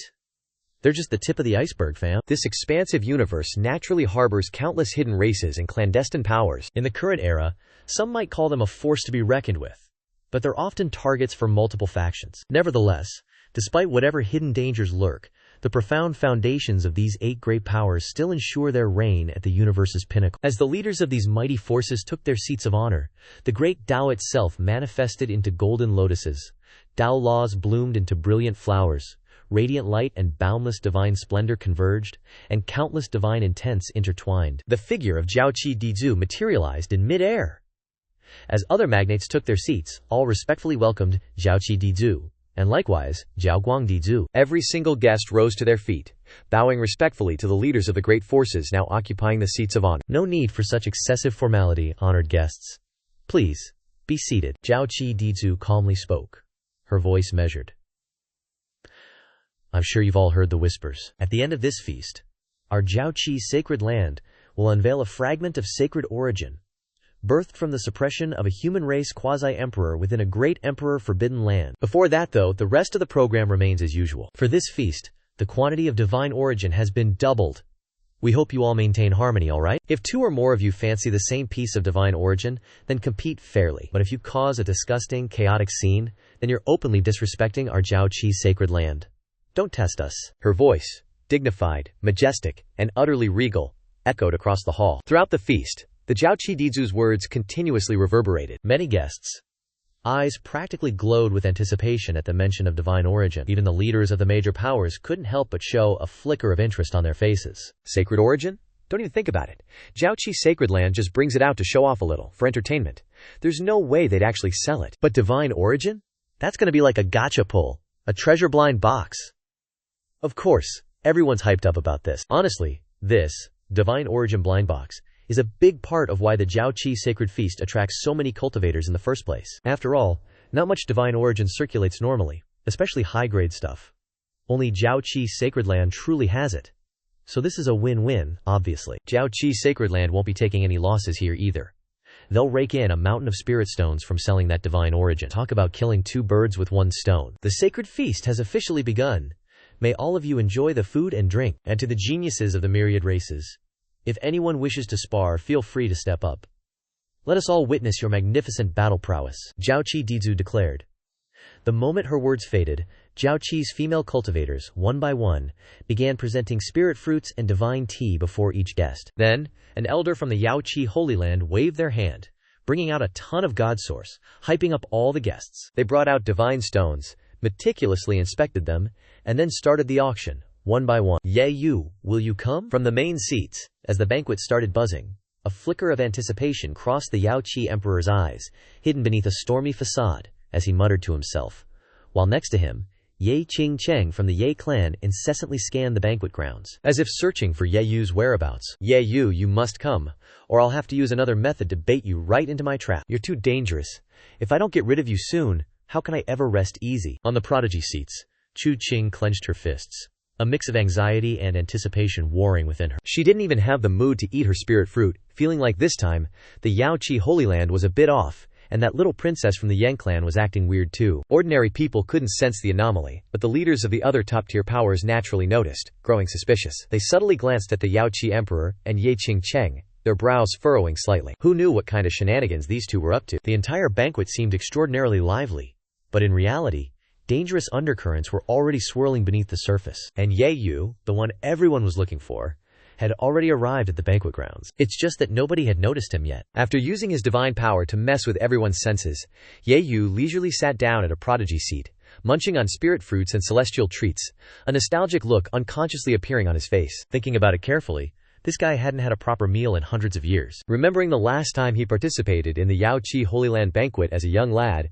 it truly felt like a lifetime ago. The path of cultivation. Always go go go, too much stress, high intensity. Sometimes that's the real weakness. Looks like he needed to pay attention to resting and relaxing more often from now on. Feeling his mental state slightly advance, his aura also seemed to sublimate. Ye Yu thought to himself, a peculiar feeling arising at that moment. Ye Yu furrowed his brow, looking in a certain direction. How did he sense such a weird aura? As soon as he looked over, Ye Yu instantly froze, only to see, not far away, a hazy figure, devouring the food on the table like there was no tomorrow. And who else could this person be if not Emperor Xun herself? OMG. I'm hiding out here, and Emperor Xun is here too. She's Emperor Xun, yet she's secretly crashing this Yaoqi Holy Land banquet. Wait, no. Looking at her, It's more accurate to say she's secretly freeloading? This probably isn't Emperor Zun's first rodeo doing something like this, is it? Yeyu subtly smirked.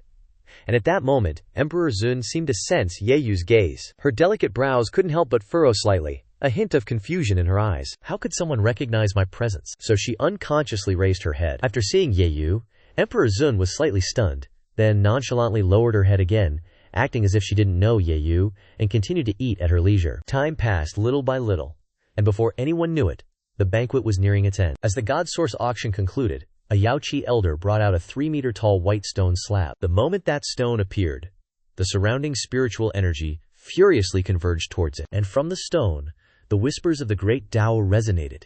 Immortal fortune manifesting from the immortal essence, rune after powerful Tao rune evolving to enshroud the stone. Countless divine intents and strange phenomena intertwined and erupted. In just an instant, the sky above the Jiaoqi Holy Land was swallowed by boundless azure clouds, as a divine aura and emperor's might exploded forth. The vast Jiaoqi Holy Land itself seemed to transform into a sea of these bizarre phenomena. Spirit qi radiated from the stone.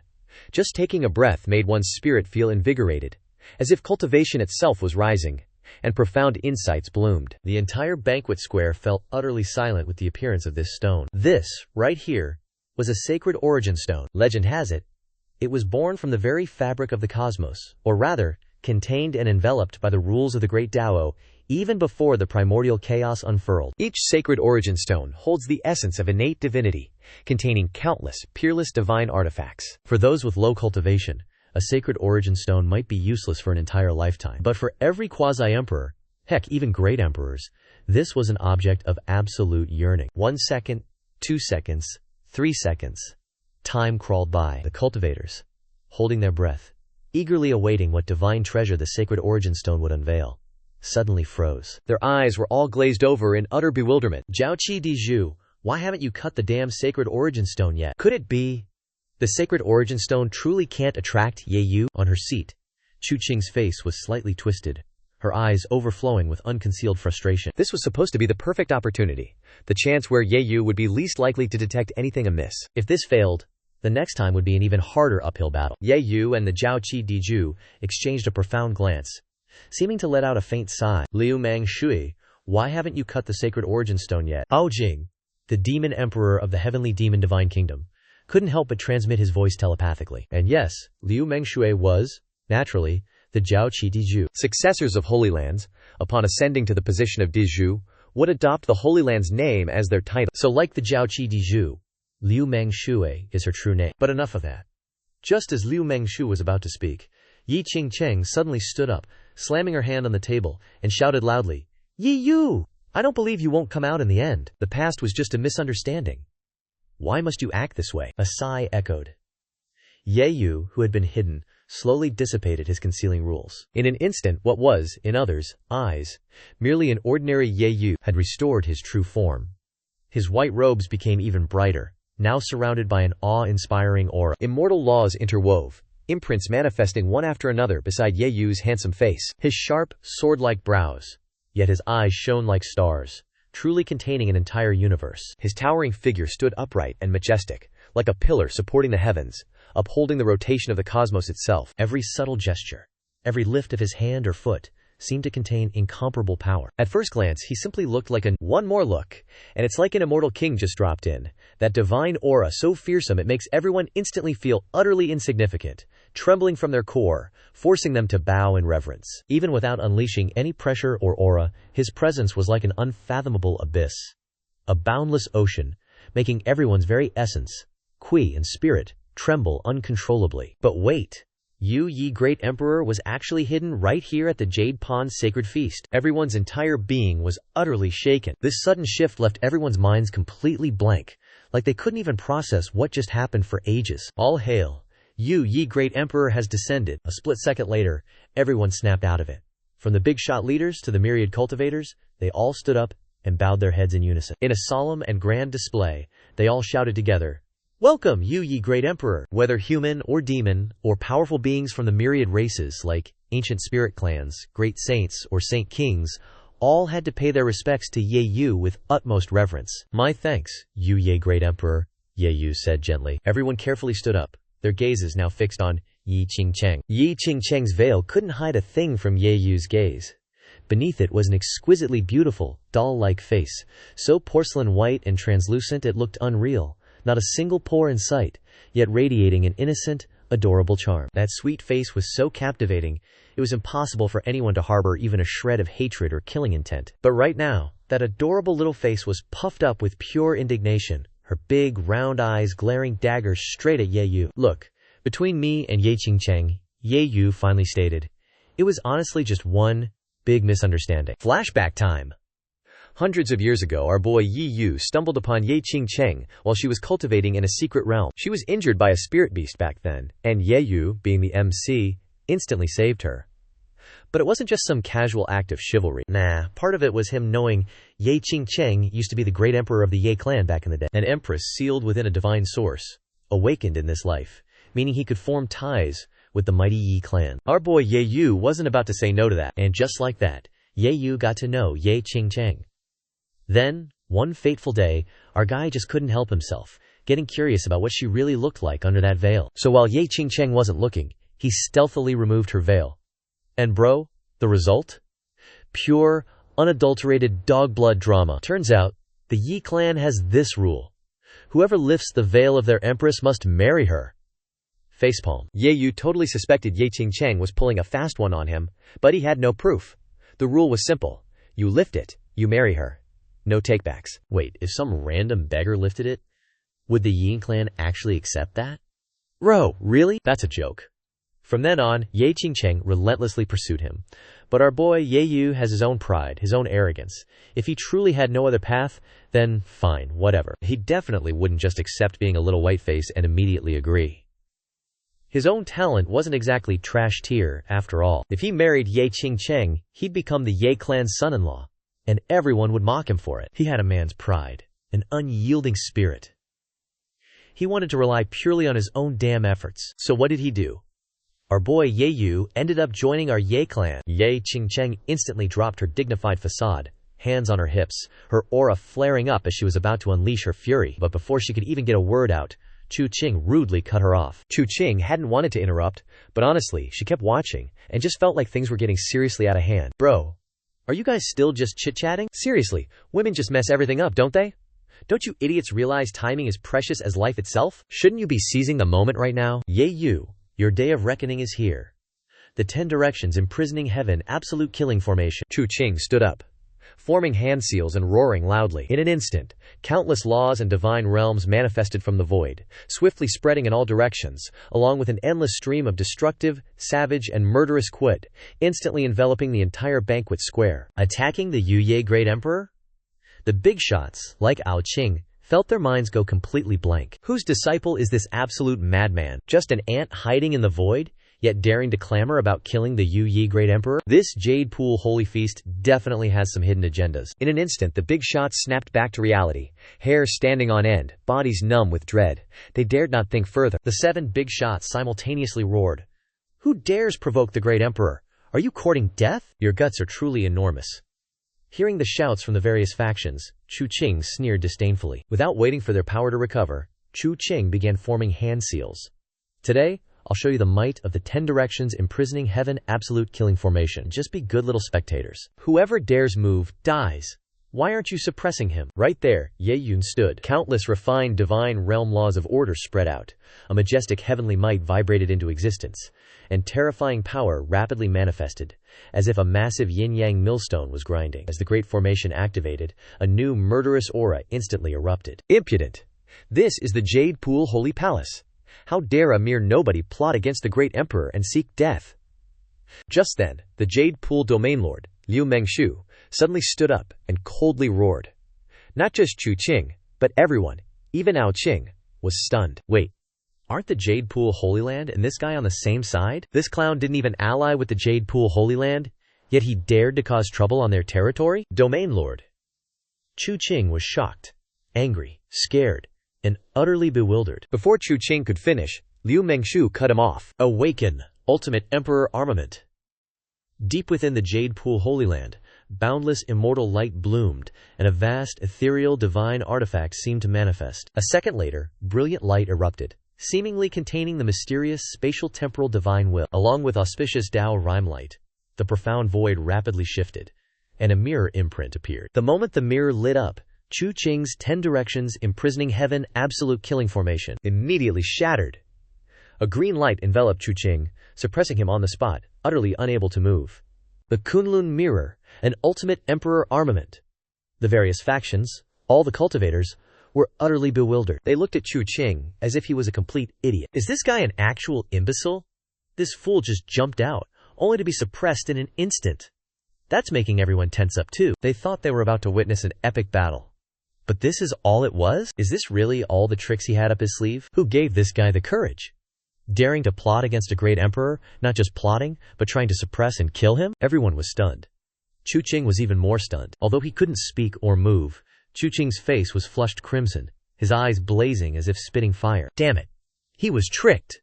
This thought flashed through Chu Qing's mind. At this point, if Chu Qing still hadn't reacted, if he still hadn't understood what was happening, then he truly was possessed by a ghost.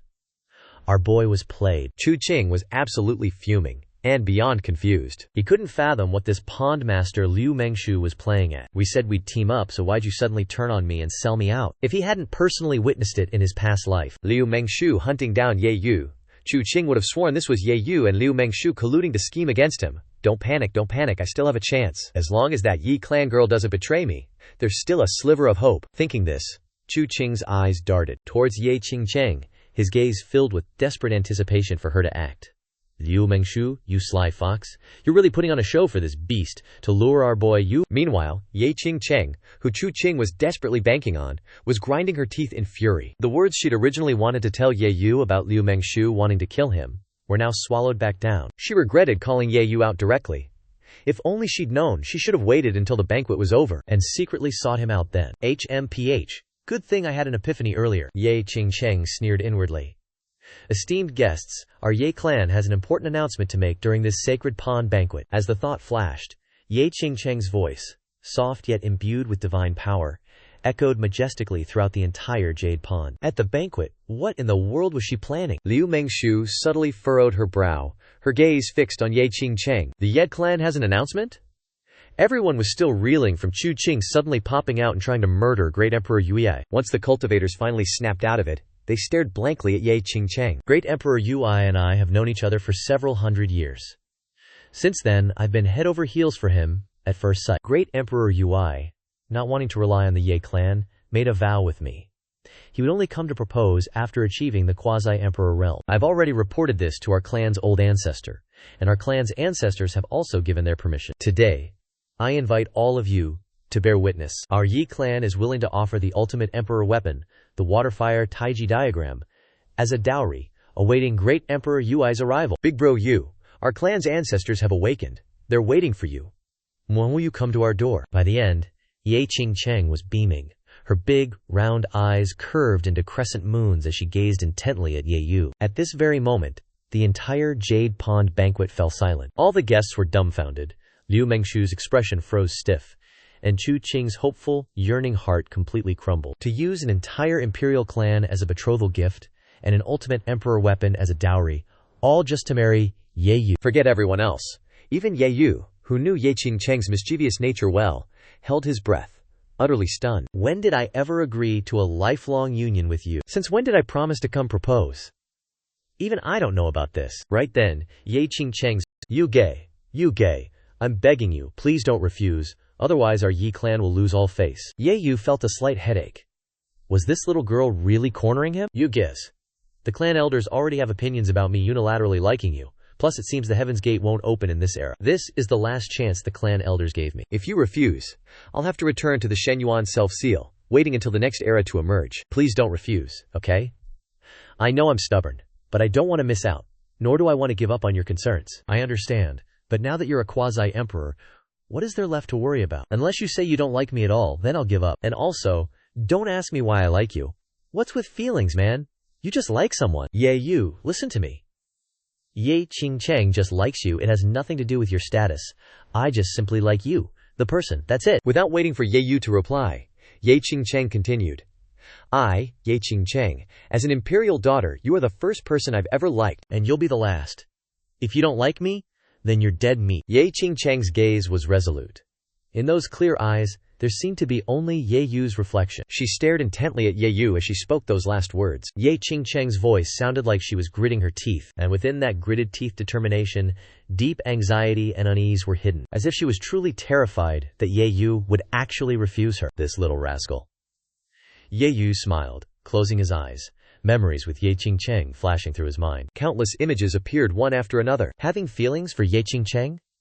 That was only natural. Ye Qingcheng was inherently mischievous, very clingy, loved to be spoiled, and was also remarkably sensible. Despite being an imperial daughter, she wasn't arrogant at all. On the contrary, she was incredibly approachable. How could Ye Yu not like her? It was time for him to give an explanation. He opened his eyes again and saw Ye Qingcheng, a hint of worry in her expression. Ye Yu smiled, then said in a deep voice, "Wait 10 more days. I will come to the Ye clan to formally propose." Ye Qingcheng's eyes lit up, an immense surge of surprise and joy filling her heart. Countless thoughts flashed through her mind. They finally coalesced into one ecstatic thought. Yuge agreed. The other guests' eyes also lit up, secretly cheering. This is too good. This trip was absolutely not in vain. What a worthwhile journey. Just witnessing Great Emperor Yue Ye and the imperial daughter of the Ye clan promised their lifelong commitment. Liu Mengshu's mood completely collapsed. She silently glared towards Ye Qingcheng. Liu Mengshu was practically grinding her teeth to dust. Chu Qing's mood also collapsed, her face almost turning black. Only one thought remained in her mind. It's over. Damn it, I've become a clown again. Great Emperor Yu Ye has come to visit the Jiaoqi Holy Land. This old one was away on business and could not welcome you in time. I hope Great Emperor Yu Ye does not blame me. Just then, an aged voice echoed from the void. A second later, a wrinkled elderly woman appeared beside Liu Mengshu. Although her appearance was ancient, but it couldn't hide her elegant aura, her dignified demeanor. You could just imagine how stunning she was in her youth. Liu Mengshui's master immediately bowed, paying respects to Tianqi Great Emperor. All the cultivators quickly rose, bowing their heads towards the old lady in respect. Respectfully, they uttered, "We pay our respects to Tianqi Great Emperor, the former Grand Master of Jiaoqi Sacred Land." Liu Mengshu's master, whose cultivation realm reached the quasi-emperor stage hundreds of years ago. Her current cultivation is terrifying beyond measure, just like how Ye Yu is addressed as a great emperor. Other quasi-emperors are naturally treated the same way. When the heaven's heart hasn't condensed, and a true great emperor hasn't emerged, every quasi-emperor holds the potential to become one. To show respect, they are all addressed as great emperors. This goes without saying, but it's obviously only applicable before a true great emperor is born. If a genuine great emperor appears in the current era, then naturally, only they can be called a great emperor. Senior is jesting. It is this Ye who has come uninvited. If there's any blame to be cast, Senior, it should rightfully fall upon this Ye instead. Ye Yu chuckled. The younger generations are destined to surpass the old, aren't they? Sensing the fluctuating aura and the subtle threat emanating from Ye Yu, Tianqi Great Emperor couldn't help but sigh internally. Compared to their clash decades ago, this absolute unit's strength had advanced massively. Even as a ninth heaven quasi-emperor herself, Tianqi Great Emperor was certain Ye Yu could suppress her with a single move, even if she unleashed an ultimate emperor weapon. Bro was just that strong. This little brat. Sigh, forget it. I, your master, still have to step in and help you. With that kind of personality, how are you ever going to compete with Ye Qingcheng? She glanced at Liu Mengshu. Tianqi Great Emperor felt a little helpless. Tianqi Great Emperor naturally knew her disciple's true feelings all too well, and was even willing to accept it. After all, Ye Yu's potential was absolutely undeniable. But right here, on her home turf, that little brat from the Yi clan already snatched him away first. What else could Tianqi Great Emperor even say? She was totally helpless, and had no choice but to step forward herself. You Yi Great Emperor, seeing as you and my little disciple are acquainted, wouldn't calling this old self, Senior, be a tad inappropriate? Who was Tianqi Great Emperor referring to? Ye Yu's eyelid twitched. He already knew what was coming, so he reluctantly forced out a baka move. Good, good, good. Tianqi Great Emperor praised continuously, her smile becoming significantly wider. This disciple of mine is a bit shy. There are things Meng Shui doesn't dare to say. So, allow this old self to speak on her behalf. Yue Ye, this old self will now presumptuously call you son-in-law. My little disciple here has deep feelings and unwavering loyalty for you. For hundreds of years, Meng Shu has always yearned for you, to the point her cultivation has even been neglected a bit, all because she's constantly gathering intel about you. Every single time you battled someone else, Meng Shu would be worried beyond measure. In fact, Meng Shui has repeatedly pleaded with this old self to step in and lend you a hand. Back in the day when you were battling those heavenly prodigies from the ancient royal clans, The reason their quasi-emperors never showed their faces? This old self was secretly protecting you, that's why. You can go and ask them yourself. Once you hear those ancient clan quasi-emperors confirm it was this old self, I wonder what you'll think then. But no matter what, when it comes to matters of the heart, you ultimately have to ask to get a result, don't you? Today, this old one is going to shamelessly ask Ye Yu, are you willing to take the Holy Lady of our Yaoqi Holy Land as your wife? If you agree, our Yaoqi Holy Land will forever be your subject. Everything our Yaoqi Holy Land owns, including the extreme Dao Imperial armament, you can use and command at your will. If you don't agree, consider this old one's words unsaid. There's no need to feel pressured or worry that rejecting her in front of everyone will make Mengshu awkward. If you refuse, this old one will erase everyone's memories of this event. Looking at Ye Yu, the Yaoqi Great Emperor said seriously. The moment these words left her mouth, the entire hall was shocked. Everyone stunned, speechless, their blank expressions starting to question the meaning of life, their minds buzzing. The Yaoqi Holy Lady also loves Yu Yi Great Emperor? Holy moly! Are they all playing such a massive game? Yu Yi Great Emperor's cultivation talent isn't just top tier, his riz is unmatched too. Two of the rarest goddesses from our ancient Xuan Dao domain both want to marry Yu Yi Great Emperor. Looking at Liu Mengshui's expression, she was so tense she clutched her sleeves, her gaze fixed on Yu Yi Great Emperor. It wasn't hard to imagine Liu Mengshui's deep affection and devotion. Chu Qing's eyes were bloodshot, his scalp tingling numb, as immense indignation and humiliation surged within him. Chu Qing was so enraged, he let out a snort, and the corners of his mouth started bleeding. If Chu Qing still couldn't understand what was happening at this point, then he was a complete idiot when it came to feelings. From beginning to end, he was the only one who wanted to kill Ye Yu, while the Yaoqi Holy Lady and the Ye Clan Saintess were actually cooperating. Apparently, their cooperation was simply to draw Ye Yu in and confess their love. Damn it all. Chu Qing was completely enraged, his nose nearly twisting from anger. So these two women were willing to cooperate with me. And another reason was to use me as a gift for Ye Yu. So, Liu Mengshui's previous actions weren't an act of love, they weren't an act at all. She merely wanted Ye Yu to know her true capabilities. Filthy bastards, all of them. A bunch of dogs, all of them scum, all of them beasts. Ding! Mission complete. Host has completely suppressed the Son of Destiny at the Yaoqi feast. Mission rewards are increasing. Host has made the Son of Destiny a complete clown at the Yaoqi sacred feast. Mission rewards have been greatly increased. A series of system notifications rang out in Ye Yu's mind. So that time, when the ancient clan's heavens chosen were suppressed, and the quasi-emperor ancient clan didn't show up, it was all because of Mengshu. Ye Yu was taken aback, then let out a bitter laugh. This debt of kindness is hard to repay. To be honest, he and Liu Mengshui met because he participated in the Yaoqi sacred feast, then stayed at the Yaoqi Holy Land to study and learn. As for why Liu Mengshui liked him, Ye Yu genuinely had no idea. Liu Mengshui didn't take the initiative and confess like Ye Qingcheng, but rather loved him in secret. If Ye Yu hadn't discovered it himself, he might. Good thing this cultivation world doesn't have a one-wife rule. Ye Yu secretly sighed. Why even choose? Our boy Ye Yu isn't one to hesitate, be indecisive, or get all sentimental. I've already agreed to propose to the Ye clan. Ye Yu spoke in a deep voice. I have no issues. I just wonder if big sister Liu Mengshu minds. Ye Qingcheng whispered, glancing at Liu Mengshu. I don't mind. Liu Mengshu trembled, stammering with her head bowed. If no one minds, what more is there to say? Auntie, please give me some time. Once I'm prepared, I'll handle the proposals one by one. Ye Yun didn't say much more. An authoritative elder seriously chimed in. All right, then this old one won't say much either. For this Jiazi banquet, I hope you all enjoy your food and drinks. The Tianqi Great Emperor, with a radiant expression, finished speaking to the guests, and promptly vanished. Congratulations, Yu Yi Great Emperor. Congratulations, Jiaozi Lord.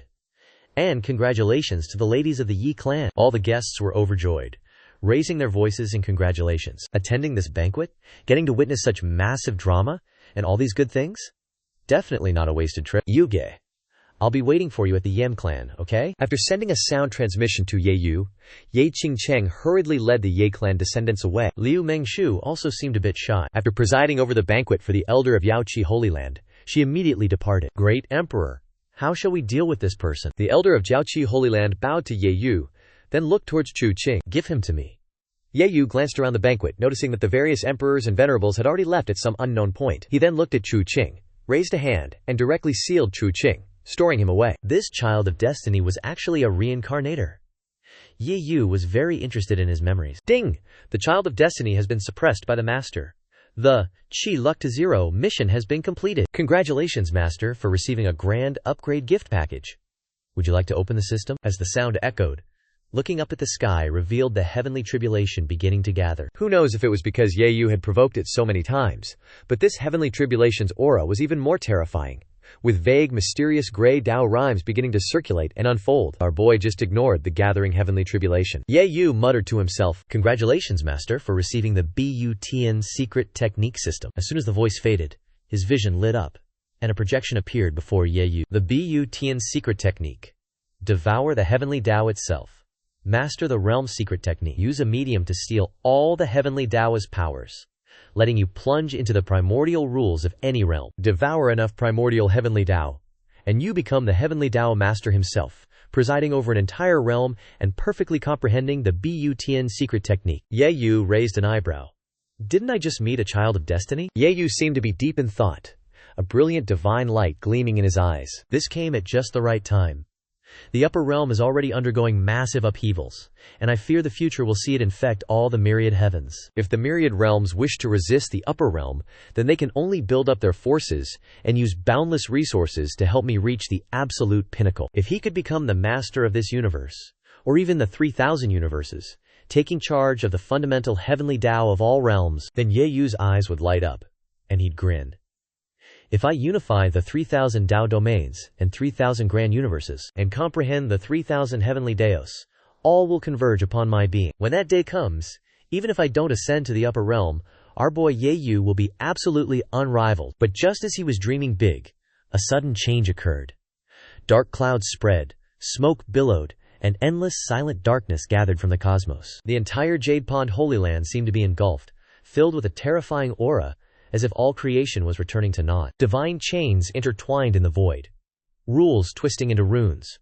Runes evolving into cages. In an instant, the 3,000 great Tao rules had formed, and tens of thousands of boundless Hongmeng killing techniques swirled, extending to the path of the high heavens, as heaven and earth screamed. Liu Mengshu and Tianqi Great Emperor, who had just left, reappeared in the depths of the Jade Pond Holy Land, instantly sensing several gloomy auras stirring. Wait! The old fogies of the Jade Pond Holy Land were watching? Why did this heavenly tribulation just decide to drop in out nowhere? Everyone, including the VIP guests, had their gazes heavy, looking at the black clouds in the sky, faces etched with pure, uneasy astonishment. Bro, looking at that aura. This heavenly tribulation is at max power.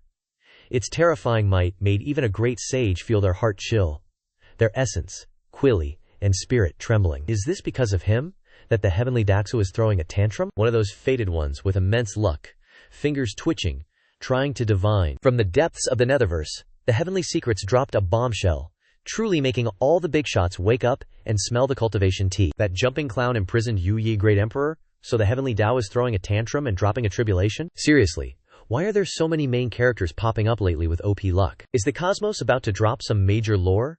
Or is a grand calamity about to go down? Everyone's eyes were heavy, secretly calculating and collectively going, huh? Jade Pond disciples, listen up. Immediately activate the Su Se Yunji Grand Array. Liu Mengshu's voice cut through the air, icy and absolute. Heavenly tribulation? In a normal cultivation world, cultivators would be bowing down, never daring to defy the heavens. But this? This is a xuanhuan world. Everyone knows xuanhuan cultivators are basically professional heaven defiers. Not screaming, "Screw the heavens," is already showing respect, so who's actually scared of the heavenly Dabio here? And obviously Liu Mengshu gives zero FCKS about any heavenly tribulation. Especially one trying to mess with her main man? Nah, that ain't happening. Dare to touch my Yuge? I'll trash you first. Summon the Kunlun Old Ancestor to wake up whenever, and unleash the might of an ultimate emperor weapon to suppress this trash. Her pretty eyes narrowed, sharp as blades. Liu Mengshu turned and bowed to the depths of the Jade Pond Holy Land. She was seriously ready to awaken the Kunlun divine artifact, and let the ultimate emperor weapon sweep aside the heavenly Tao itself. But before Liu Mengshu could even finish her epic declaration, Yu's figure flickered and appeared right in front of her. His gentle voice chimed in. No need. Mengshu froze, stunned. Just leave it to me. It's just a heavenly tribulation, no need to make a big fuss. Yu chuckled. Liu Mengshu simply hummed in response, saying nothing else. Alright, let's see how effective this Butn secret art really is, he mused internally. Yu, hands clasped behind his back like the total boss he is, fixed his deep gaze on the heavenly tribulation. The moment the thought sparked, Ye Yu had already mastered the entire Bu Tian's secret art. Talk about a quick learner, damn. All the complex techniques, cultivation pathways, and core mantras were instantly etched into his memory, like downloading a patch straight to his brain. Could he truly be a child of destiny? A child of destiny? A status bestowed by the heavenly Tao itself. This is the link between them. He could use a child of destiny to infiltrate the heavenly Tao, seize it, take full control, and comprehend its very rules. Ye Yun's mind clicked. His eyes, oh man, they just lit up. Alright? Our boy can finally relax. Children of destiny, huh? Bet there's a whole squad of Dikim. So our boy just needs to humble enough of these, children of destiny, and boom, he's the undisputed overlord of this universe, maybe even the 3000 Tao domains. Yo, if he merges the 3000 Tao domains, even without ascending, that power level alone would be on par with the upper realm. Absolute flex. And right on cue, the heavenly scourge fully ripened, unleashing an earth-shattering boom! 3000 divine thunders manifested, all zooming straight for Ye Yu. Metal, wood, water, fire, earth, yin, yang. Each bolt of divine thunder literally embodying a great Tao. We're talking 3000 distinct Taos here. It was like the primordial forces of earth, wind, water, and fire were unleashed once more. A terrifying power that could shatter worlds, yet also create them anew, descending with unparalleled divine might. 3000 great Tao rule thunders? Bro, that's enough to seriously injure a great emperor. We're talking real damage here. Has great Emperor Yu Ya angered the heavenly Tao this much? Why aren't we seeing the true might of an ultimate Tao Emperor armament yet? Every powerhouse present was shook to their core, feeling the raw, untamed power radiating from those divine thunders. Their faces paled, tongues clicking in silent awe. Every single eye was glued to Ye Yu, brimming with anticipation. It's showtime. Everyone's just waiting for Ye Yu to whip out his Bao Huang Lian Yu Ji and unleash the true power of a Ji Dao Di Bing once more. Bro, this heavenly scourge? This is literally the most terrifying divine technique the heavenly Daddio can dish out. Peak punishment. Enough to gravely wound a great emperor, and that's not just some casual flex, alright? If Yu Ya great emperor even thinks of resisting, he'd better pull out his Ji Dao Di Bing. Wait, does this mean the heavenly gate is about to pop open? This era, man, the heavenly Daddio is seriously in overdrive. And this Yu Ya heavenly scourge? Its terrifying might has literally rattled the entire cosmos. Countless ancient powerhouses are sensing it. They all open their eyes, peering towards the Yu Qi Jing Yu. And when they finally saw what was going down, all the big shots raised an eyebrow, instantly hooked, settling in for the show. Under the gaze of 10,000 spectators, Ye Yu stood there, clad in flowing white, an absolute unit, suspended in the void. He looked like a peerless divine king, a supreme overlord, ethereal, extraordinary, mysterious, profound. Bro was literally glowing, a young master without peer. Ye Yu, facing the heavenly scourge, just smirked, slowly raising his hand. Immortal light exploded, strands of divine aura radiated, rules surged, and Tao rhythm pulsed. One punch, and it felt like all laws would shatter, like a blazing sun just punched reality, as if the Tai Yin itself had fallen into ruin. Under this single punch, the heavens and earth went silent, yet also felt like creation itself, a magnificent, immortal aura. Yet paradoxically, no power seemed to explode, no chi seemed to leak out. Pure, terrifying restraint. But where Ye Yu's fist actually went, space itself buckled, the void shattered. Terrifying power, dude. It ripped straight through to the sea of chaos, piercing through all reality. One punch, just one punch, and the heavenly scourge? Blown to bits. This heavenly scourge, which could have grievously wounded a great emperor, couldn't even take a single hit from Ye Yu. Absolute madness. Impossible. This is absolutely impossible. Every single cultivator on site, every ancient existence, the entire freaking universe just went completely silent. Stunned. Then, countless gasps of shock shattered the silence, echoing across realms. Even the big shots were caught so off guard they forgot to suppress their aura, causing countless stars to literally tremble in that instant. Back when he clashed with Luan Jiyu Great Emperor, he still had to borrow a Ji Dao Di Bing. How much time has even passed since then? Now, his raw power alone is enough to sweep great emperors off the map. Nobody could believe it. Their minds were buzzing, they were questioning their entire existence, it was beyond comprehension. But wait, there's more.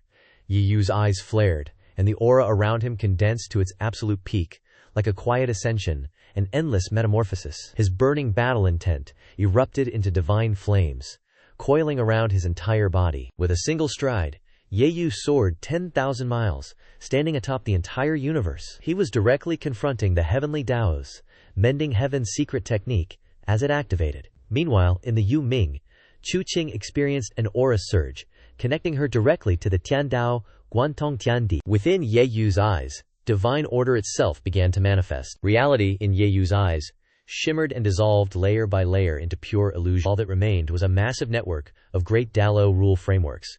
The very back, but somewhere, a faint, unmistakable light flashed, burning itself right into our boy Yi Yu's vision. With eyes now blazing, Yi Yu used that connection to lock onto the heavenly Tao, the very one tied causally to Chu Qing. Our boy unleashed another punch. A fist that cleaved the heavens, a fist of absolute stillness, a fist that could shatter entire mountain ranges, a fist that shook countless stars from their slumber, a punch that wielded the very might of heaven and earth, representing the supreme will itself, throwing down judgment to end everything. In that instant, this absolute unit of a punch seemed to shatter the very fabric of reality itself. The void? It just collapsed. From the wreckage, fundamental laws surged forth, an absolute deluge of primal essence. The void itself churned, rapidly birthing boundless yin-qi and ethereal matter, as if endless divine light erupted, sweeping away the very will of the heavenly Tao. Wait, is Yu Yi actually trying to face-slap the heavenly Tao head-on? He hasn't even attained the Dakyo yet. How in the 9 heavens does he have this kind of power? Bro, this is literally impossible. There's no way. Minds were blown, scalps went numb. The entire freaking universe? Dead silent. Even the most ancient beings, we're talking Forbidden Zone great emperors, were left absolutely speechless. Every single breath hitched. Don't get it twisted. In these cultivation worlds, everyone talks about defying the heavens. But usually, it's just big talk, not actually throwing hands with the cosmos. But our boy Ye Yu? Is he actually out here challenging the heavenly Tao? Actually trying to shatter it? Forget a mere quasi-emperor. Even a great emperor shouldn't be able to pull this off. But Ye Yu? He actually dared, and his power is terrifying beyond belief. The #1 quasi-emperor of all time. This single thought screamed through everyone's head. Seriously, looking back through eons of history and endless space, no other quasi-emperor has ever pulled off a stunt like this. And there's definitely never been a quasi-emperor who could not only suppress a great emperor, but then also throw down with the freaking heavenly Tao. Yu truly deserves to be called the #1 of all time. Countless grand elders and big shots whispered internally, their attention now laser-focused. Heavenly Tao was about to go full tilt rage mode, and they were desperate to see how Ye Yu would even begin to resist. You gotta remember, the heavenly Dako is the concentrated rules and will of the entire freaking universe. It doesn't have intelligence, per se, but it runs purely on instinct. As long as you're playing by the rules, the heavenly Dabio usually won't lift a finger. Like, if Ye Yu just beat the heavenly Scourge, the heavenly Tao couldn't and wouldn't interfere. That's just how the game works, because that would still be within the rules of operation. But Ye Yu? He's straight up provoking the heavenly Tao, even shattering its manifested will. Bro, that's a whole other ballgame entirely. What the heavenly Tao represents is the entire freaking universe. In other words, if you go against the heavenly Tao, you're going against everything. The whole darn cosmos. You know what that means without me even saying it. Yu Yi, great emperor, dared to provoke the heavenly Tao. Does he actually have some secret trump card to stand against it? And just as those grand elders were thinking, in the very next heartbeat, the heavenly Tao absolutely snapped. Across the entire Yu Ming, every single living being in the universe felt an unsettling wave of primal dread wash over them. Billions upon billions of stars began to tremble at this exact moment. A colossal amount of Tao laws converged, forming a boundless divine manifestation, embodying the 3,000 great Tao itself. It illuminated the entire universe, radiating immortal light and a terrifying power that could crush souls. This immense power condensed to its absolute peak in an instant, making even this boundless universe shudder and seemingly roar in protest. The universe itself lent its power, unleashing divine purgatorial might. Each aftershock vaporized everything nearby into dust, turning reality itself into an illusion. Ye Yu's immediate vicinity? It just completely severed itself from reality. Then, under the convergence of countless fortuitous encounters, a pale yellow, ghostly tree shadow materialized right above Ye Yu's head. This is the eye of heavenly Tao. The heavenly Tao made manifest, its will descends. An ancient, chilling, killing intent, devoid of all emotion. An ethereal voice, mystifying beyond measure, echoed in the hearts of every living being in the cosmos. The heavenly will's killing intent, now materialized, zeroed in on our boy, Ye Yu. Ye Yu just smirked. Without the heaven-mending secret technique, Ye Yu wouldn't dare provoke the heavenly Tao. But with it? Bro, it's a whole different ballgame. Could it really kill him now, with the heaven-mending secret technique? he silently wondered. Ye Yun's eyes blazed. He bellowed a single word, snatching with his outstretched hand. Myriad enigmatic symbols coiled around his palm, surging and morphing into countless divine realm rules. His palm, in that very instant, transformed into the hand of the supreme heavens, a veritable heaven and earth prison, directly piercing the void. In a flash, the universe trembled. Countless rules in one region shattered. The heavenly Tao's will seemingly recoiled, even its eye flickering in and out of existence, as if being eroded by some unknown power, an instant that felt like eternity. Ye Yu abruptly pulled his hand back. An unseen roar reverberated, and a single talisman, radiating mystical Tao essence and an inexplicable fortune, materialized. Ye Yu clutched the talisman he had seized, then swiftly absorbed it into his sea of consciousness. In a blink, the heavenly Tao's will in the sky seemed gravely wounded, immediately receding like a rapidly ebbing tide. The grand elders and top powerhouses were all, without exception, utterly bewildered, completely clueless about what the hell just happened. Next thing they knew, Ye Yu was gone from the void. Countless gasps and gulps of cold air erupted as myriad unspoken thoughts raced through their minds. In the end, only one thought remained in every cultivator's mind.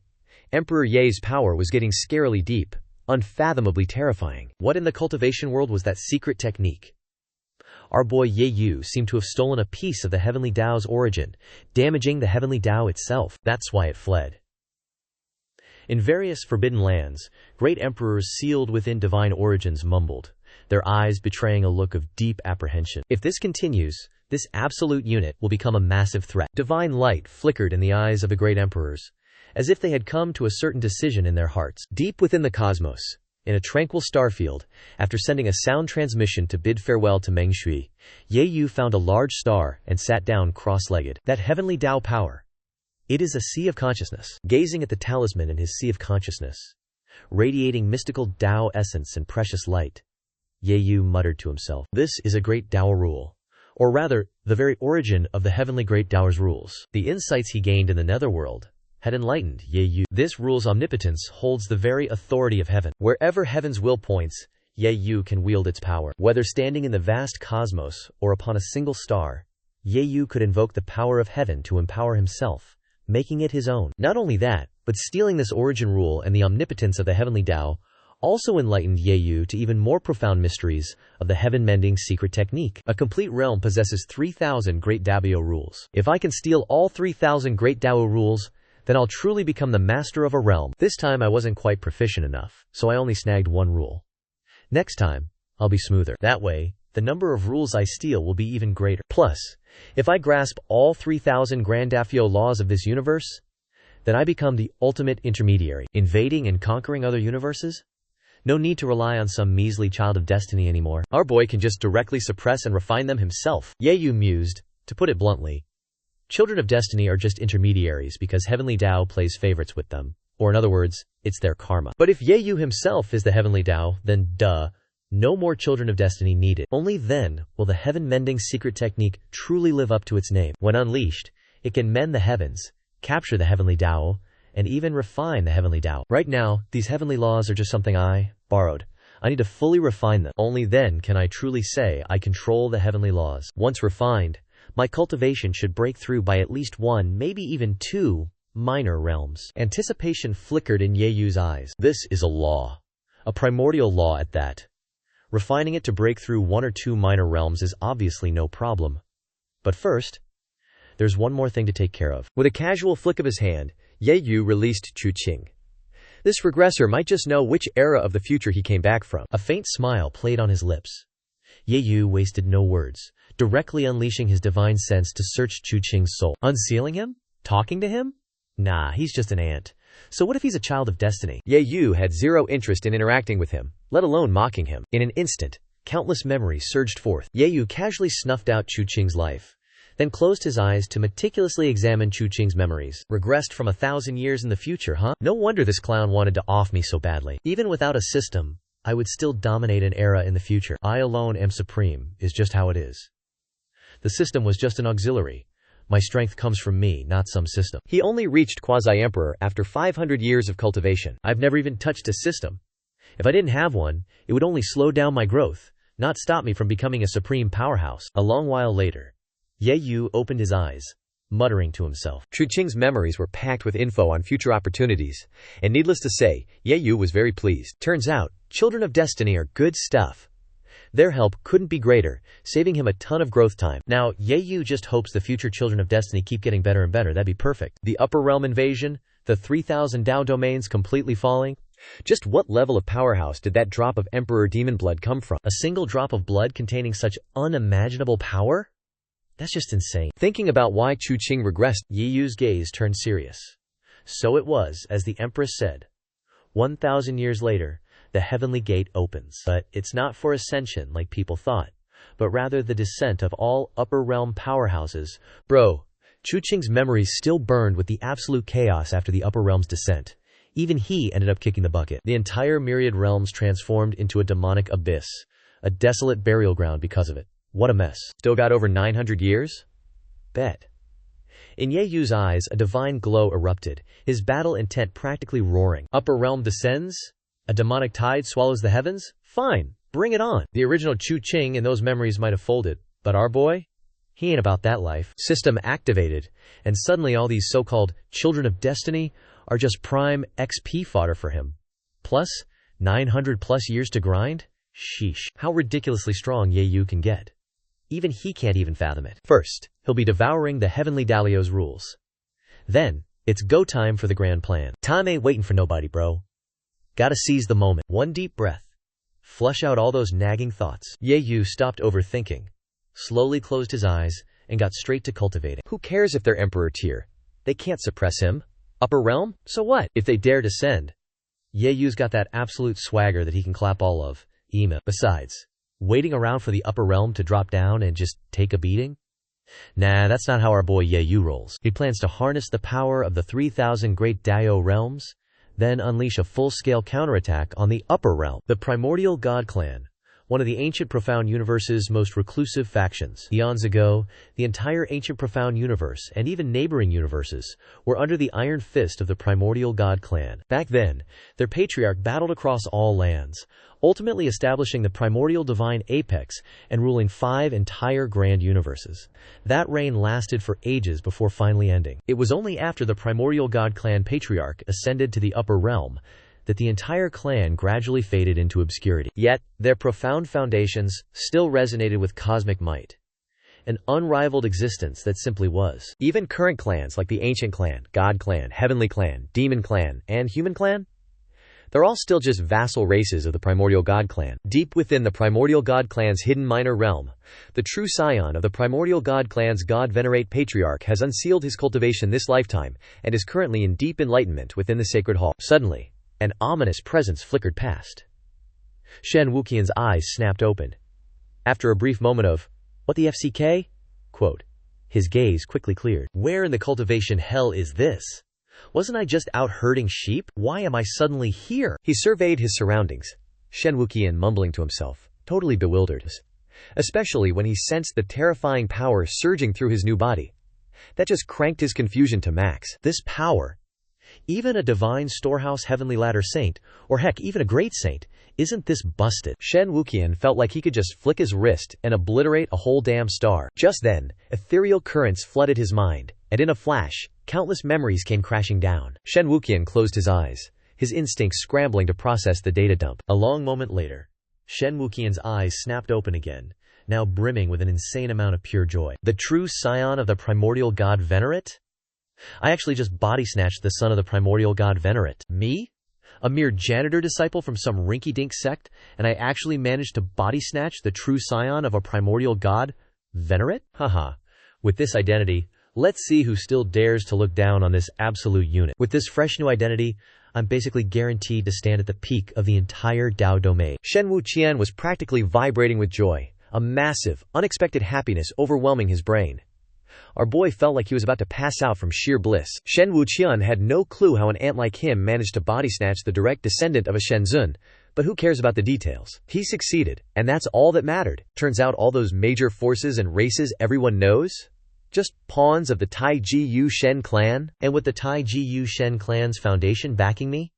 Bro, am I not basically invincible now? My cultivation alone is already at the peak of the Saint King realm. I can break through to the quasi-emperor realm at any moment. This is the glory of a Shenzun bloodline. Breaking through to the quasi-emperor realm is practically a casual stroll. A flood of thoughts washed over Shen Wuqian. Our boy clicked his tongue, his face burning red with pure, unadulterated excitement. A million thoughts. A million words. But in Shen Wuqian's head, only one truth echoed. I am invincible. I am invincible. Only I am invincible. Thinking of all those geniuses hogging the spotlight, Shen Wuqian's lips curved into a wicked smirk, his eyes glinting with a dangerous light. The me now is the freaking divine son of the Tai Jiyu Shen clan. The entire Tai Jiyu Shen clan is under my thumb. If I unleash the Tai Jiyu Shen clan upon this vast universe, who TF could even dare contend with me? I am the brightest star. Oh right, and her.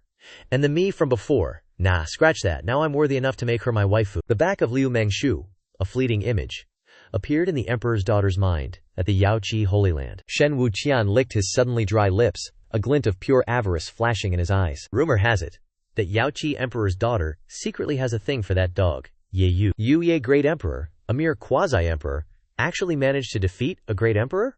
Wait, did that just happen? He frowned for a second, then relaxed. Shen Wuqian's face now displayed nothing but utter contempt. As far as he knew, the Tai Jiyu Shen clan alone had several extreme Dao Emperor armaments. Their foundation was just straight up terrifying. Yi Yu? Pfoofed, that clown is laughable. No matter how strong he thinks he is, he's not even fit to be an opponent. If he knows what's good for him, then good for him. If he doesn't? Heh. First, I'll boost my cultivation to the quasi-emperor realm. Then, I'll figure out how to unleash the Tai Jiyu Shen clan. Meanwhile, on Tianwang Star, near the Yao Qi Star, at the Taishuan sect's labor peak, a young man with a completely unremarkable face slowly opened his eyes. Why is my body so damn weak here? No, this isn't my body. He immediately sensed something was terribly wrong with this new shell. The young man furrowed his brows. Despite a jolt of panic, he forced himself to stay calm, taking a deep breath and trying to stabilize his racing thoughts. As a massive flood of information slammed into his mind, our young man immediately delved into it. Miscellaneous disciple of the Taishuan sect? Zhang Qingfang. I've become Zhang Qingfang, a literal fodder disciple of the Taishuan sect. How is this even possible? I had soul-protecting treasures. How could I suddenly body-snatch this trash disciple? Is this an illusion? No, this feels too real. Did some hidden mastermind play a trick on me? If I body-snatched this Zhang Qingfang, then where did the real Zhang Qingfang go? He must have body-snatched my body. His eyes flashed with sudden realization. The young man finally understood the entire messed-up situation. Our boy narrowed his eyes. Bro, if that's the case, Zhang Qingfang probably got his memories too. Gotta figure out a way to reconnect with the Divine Clan, right? That's the only way he can truly prove his identity. He let out a slow breath, the young master sinking into contemplation. Deep within the cosmos, in the Annihilation Star domain, Ye Yu was comprehending the profound mysteries of the heavenly Tao's rules. Within the netherworld, it seemed something stirred. Under the feedback of the foretelling secret, a blurry image appeared in Ye Yu's mind. He opened his eyes, a sharp light flashing within their depths. Bro, someone's plotting against him. The foretelling secret could only grasp vague images though, because they were protected by a supreme treasure. Ah, so a new child of destiny has appeared. He let out a soft chuckle, a playful smirk spreading across Ye Yu's face. As expected, these children of destiny just keep getting stronger and more annoying. This time, our boy even has a supreme treasure protecting them. So what if they have a supreme treasure? It's still useless though. Ye Yu narrowed his eyes slightly. He snapped his fingers, and the foretelling secret immediately began operating at its highest level. Still, the core feedback of the foretelling secret was frustratingly vague. But if he proactively unleashed the foretelling secret to probe the very fabric of the realm, well, that's a whole different ballgame. Block him? PSH. As if. In a flash, that thin, blurry barrier was shattered by Ye Yu. Shen Wuqian immediately appeared before Ye Yu's eyes. Recognizing the karmic threads, a look of pure interest appeared on Ye Yu's face. This Xuanhuan Qiwu actually possessed a powerful cultivator? Now that's interesting. A child of destiny who possessed someone? Man, the Heavenly Dapolio really knows how to spice things up, no doubt about it. This guy's ability to possess someone? Yeah, that's gotta be the Heavenly Davio's doing. The archaic Divine Clan has supreme treasures to suppress all evil, and their divine scions are also protected by supreme treasures. No one else could possibly possess a divine scion of the archaic Divine Clan. Unless we're talking about some utterly illogical system. But this guy?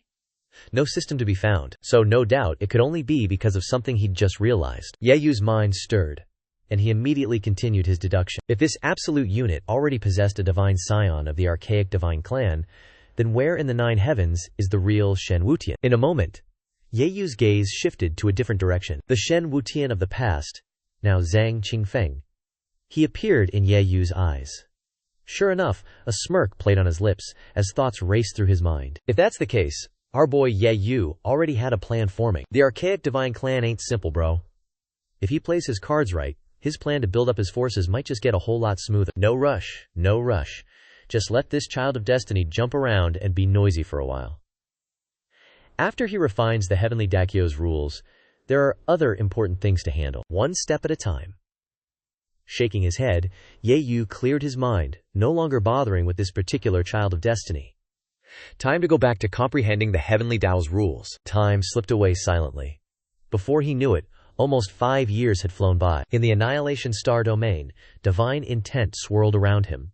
Auspicious clouds surged above his head, and threads of divine laws and Dafio rhythm shimmered ethereally. Ye Yu, enveloped by countless profound Tao rhythm. In his eyes, entire universes seemed to shatter, and new ones unfold. Countless scenes were born and vanished within Ye Yu's gaze. An ominous aura brushed past Ye Yu, and even that fleeting touch was enough to make tens of thousands of stars around him crumble into dust. This terrifying power shook the very void, causing it to collapse layer by visible layer, completely shattering and refining the very laws of heaven. Our boy's cultivation just shot up by 2 entire realms after this seclusion. Yu didn't just break through one realm, he blasted through 2 minor realms. From Quasi-Emperor Realm 3rd Heaven, he leaped to Quasi-Emperor Realm 5th Heaven. Just one more step to Quasi-Emperor Realm 9th Heaven, and then it's time to get down to business. Taking a deep breath, Ye Yu stood up, his gaze distant and profound. The Ni clan was willing to offer a supreme Tao imperial armament as a dowry, and the Jiazi Holy Land was ready to give up their entire Holy Land for one of his women. Ye Yu hadn't forgotten that. For him, it was simple. Either he didn't marry, or if he did, he'd go all out. With Ni Xingchen and Liu Mengshu already valued so highly, how could Ye Yu's betrothal gifts be anything less than epic? As Emperor Yu Ye, he needed no pretense. If that weren't the case, Ye Yu wouldn't say to wait for him. He'd just show up at the door, ready to propose. The main goal? Prepare enough betrothal gifts, because they definitely can't be inferior to a supreme Tao imperial armament.